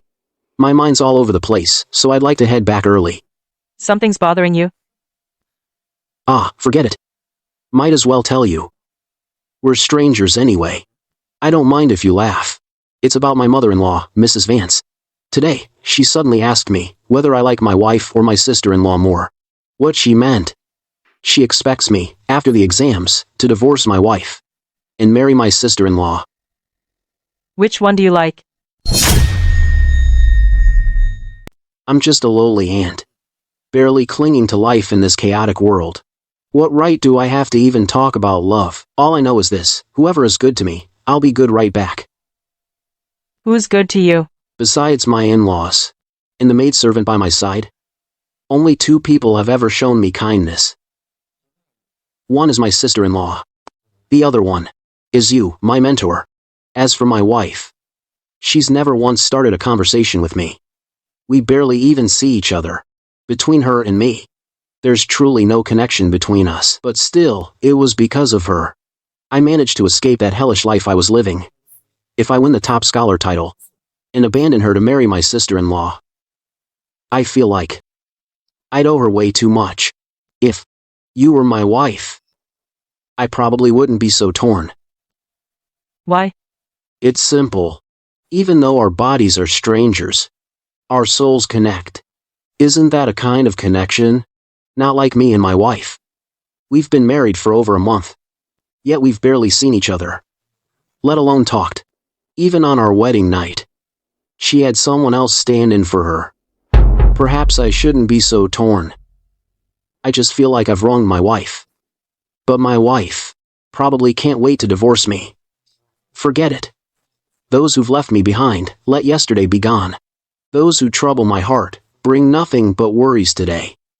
The most urgent matter now is for me to focus on preparing for the exams. Mentor, I must take my leave for today. I won't be back until after the royal exams. When I win the top scholar title, I'll come see you again. By then, I'll definitely bring you Journey to the West.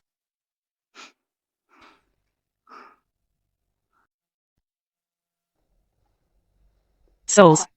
Connected. Arthur, news has come from Crown City. According to a reinvestigation by the High Court, aside from those few treasonous poems, the Sterling family has no other evidence of treason. Moreover, the origin of those poems is questionable. However, because the Sterlings that day publicly admitted that those treasonous poems were their own work, the final verdict remains to execute the entire family. As for the Blackwood family, because their family members had direct contact with the Sterling criminals, the head of the family, Warren, and other key members were all sentenced to death or exile. As for the Thorne estate, the only participant was a mere servant, so they weren't sentenced. They only fined Edward Thorne 5 years' official salary and revoked Mrs. Thorne's titled lady status. At the same time, the Thorne estate's eldest son, Victor, was demoted 1 rank. Arthur, His Majesty rules the land with benevolence. He wouldn't, over a few treasonous poems, wipe out all of Ravenwood's major families. What's more, Edward Thorne also sent a large number of treasures to bribe Crown City nobles, and, more importantly, the Thorne estate's eldest son has a relationship with His Majesty. That is quite extraordinary. You must understand, power can make the Sterlings lose, and naturally, it can also make the Thornes win. You don't need to be discouraged. There's plenty of time. Your mother's vengeance will be repaid one day. Mr. Vance, I won't be discouraged. Since His Majesty won't seek justice for my mother, then I'll seek that justice myself.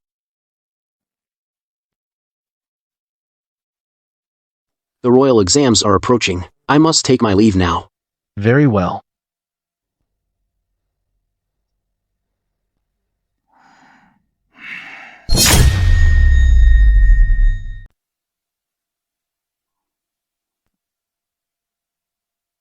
Hitting the books, Julian. Mom. The royal exam in Ignis has 2 parts, martial and civil. Your final score is based on both. The civil exam's in 3 days, and it's just as crucial as the martial one. Don't you dare slack off. I know, Mom. I've been studying nonstop these past few days. But my literary talent is limited. I'm afraid I can't compete with that illegitimate son. Don't worry, Julian. I've already made arrangements. I'll make sure that illegitimate son on exam day never even makes it out the Vance estate gates. Arthur. Elena, what are you doing here? Arthur. The civil exam is tomorrow. Mom and I made these sticky rice dumplings for you. To wish you luck. To ace the royal exam. Please thank Mrs. Vance for me. Arthur. Penelope is here. Arthur, tomorrow's the royal exam. A decade of study goes unnoticed, but fame can come in a single day. If you ace it, your mother could rest in peace with a smile. Back in the day, your mother and I relied on each other in the Thorne estate. We were like sisters. It's just, your mother can't be here to see you off, so let me do it for her. I made this champion's cake myself, and some success porridge. I wish you win first place in the royal exam. Thank you, Penelope. You're welcome. Here. Drink the porridge while it's hot.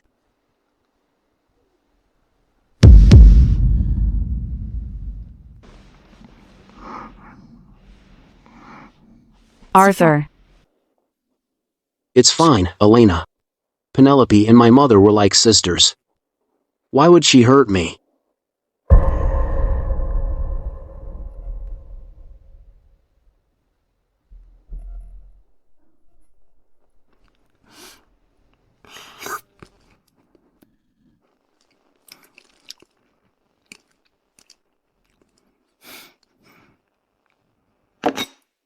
Penelope, I'll have the porridge, and I'll keep the food.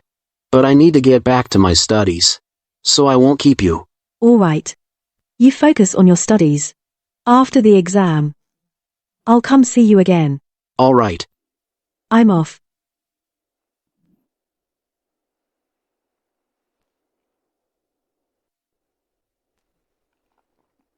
Arthur, I failed your mother, and I failed you. But I had no choice. If I didn't come, Beatrice would hurt my daughter.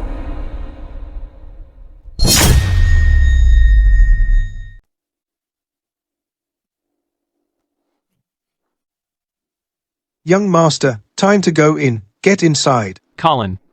Is that illegitimate son here yet? Young master, don't bother. He won't be coming. Who says I'm not coming? You. What about me? No poison? I'm really disappointed. Go tell Mrs. Thorne and thank her for the champion's porridge.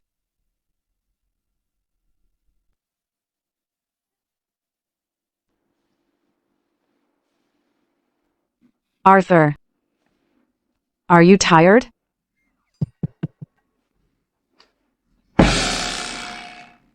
Arthur. Greetings, Mr. Vance. Mrs. Vance. So, think you can get first in the civil exam? Why ask that? Arthur just finished the exam. He should rest first.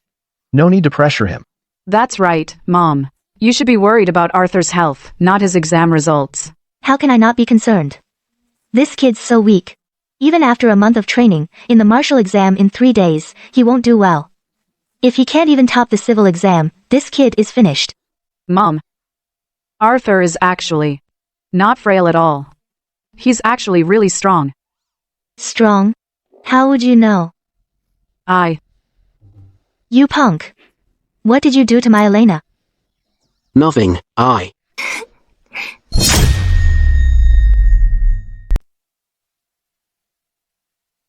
Arthur, the civil exam results are out. You came in first place. Simon and his family wanted to come congratulate you, but Mrs. Thorne stopped them, saying she was afraid it would affect you in the upcoming martial tournament. I see. What about Julian? What place did he get? Julian came in 10th. With the poems and essays from my past life to rely on, getting first place was no surprise. I didn't expect Julian to make the top 10. Though, it seems the upcoming martial tournament will be the real main event.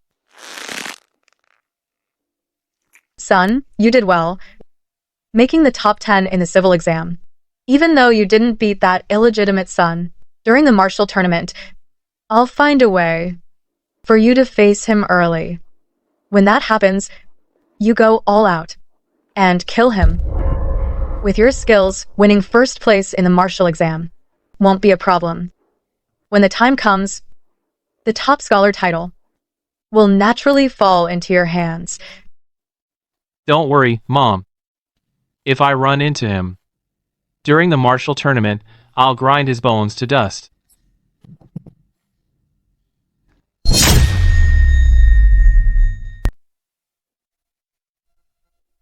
Arthur. Elena.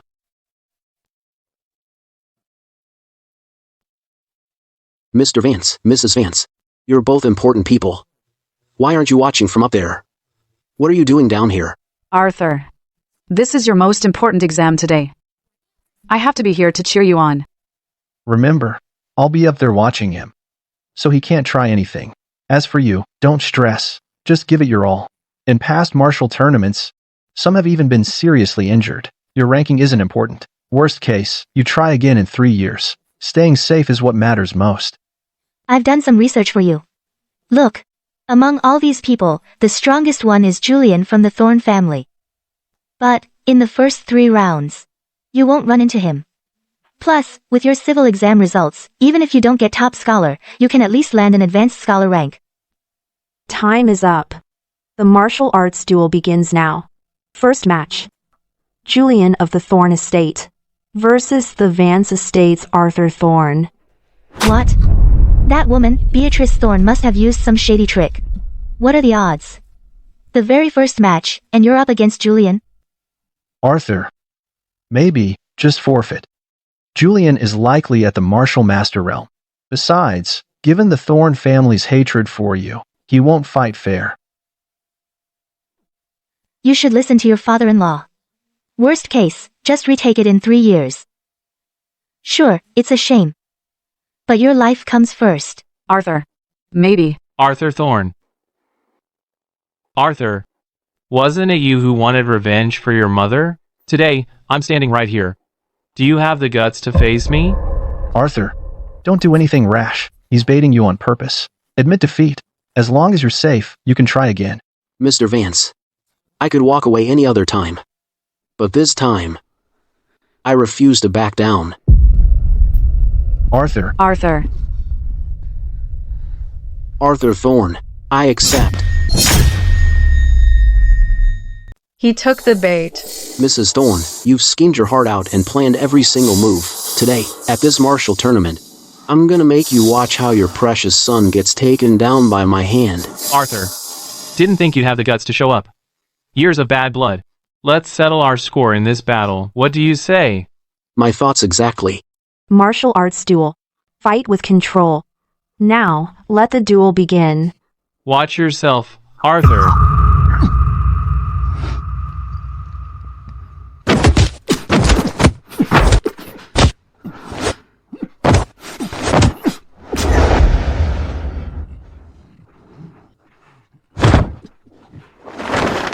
This kid, he's actually holding his own against Julian for this long? Before the wedding, I remember he was just a weak scholar who couldn't even swat a fly.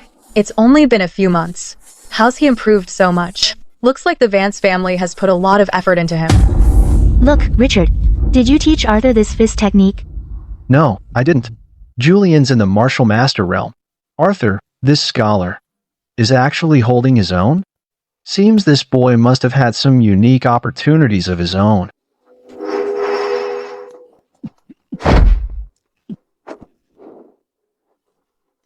Arthur, you've been hiding your skills. If I hadn't fought you today, I'd have never known your cultivation had reached this level. But this ends now. Next will be your 3rd week anniversary of death. Thunder Fist. Look at that. That's terrifying. The one who should die is you. Plum Blossom Fist. Fluttering plum blossoms.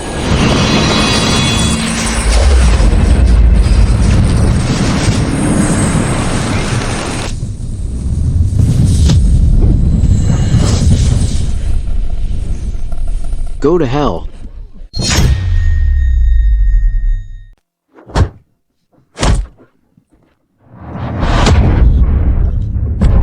What? Julian. He actually won? Impossible. You useless scholar. How the hell could you beat me?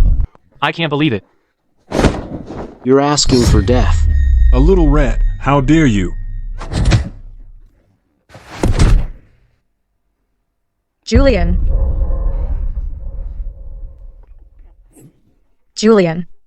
Just hang on. I will save you. Mom. We lost.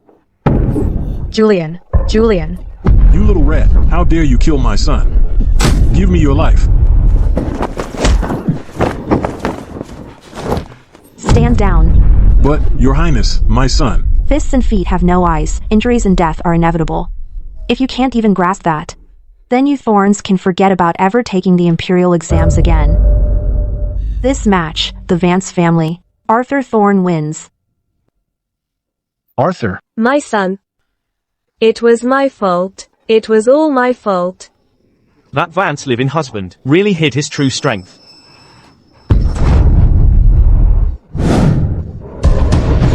Mrs. Vance. That Beatrice got what was coming to her. She rigged the match, hoping in the first round to kill our Arthur. But she just wasn't good enough. And ended up getting killed by our Arthur instead. A toad trying to swallow a fishhook, that's what you call asking for it. She made her bed, now she has to lie in it. Mom. The ones who hurt you have been dealt with. You can now rest easy. In the underworld.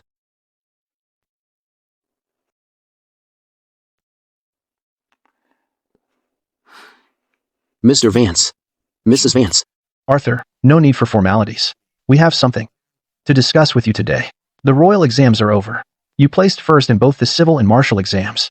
After you see His Majesty tomorrow, He will officially appoint you as the top royal scholar.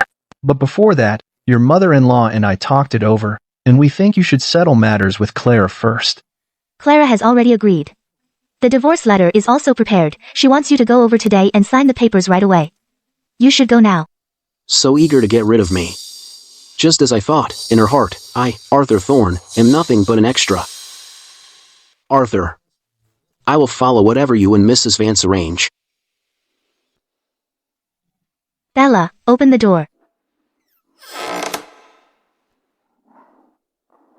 Mrs. Vance. Miss Clara is already asleep. Please come back tomorrow if it's important. Bella, let them in.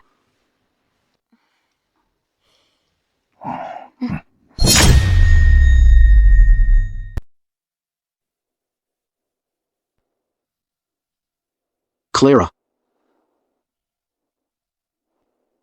Sign it. Honey. Clara. Clara, let your dad ask you one more time. About this.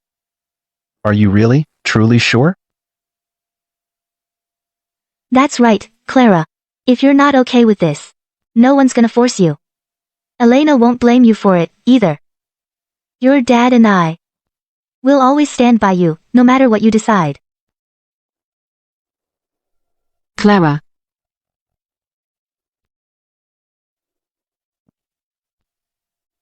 Mom.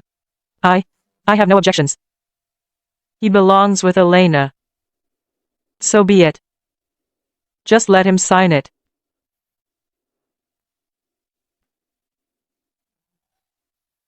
Arthur. Sign it. No matter what happens, we're family. Once you're back from your audience with the Emperor, we'll arrange a proper wedding for you and Elena. You'll always be a valued son-in-law of the Vance family.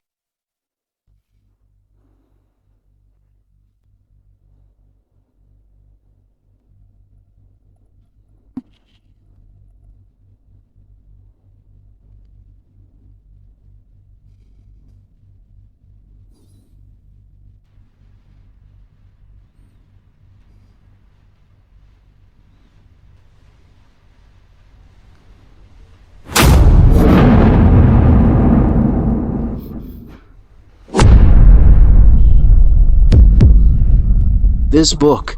How did you get this? Clara, could it be you? The end.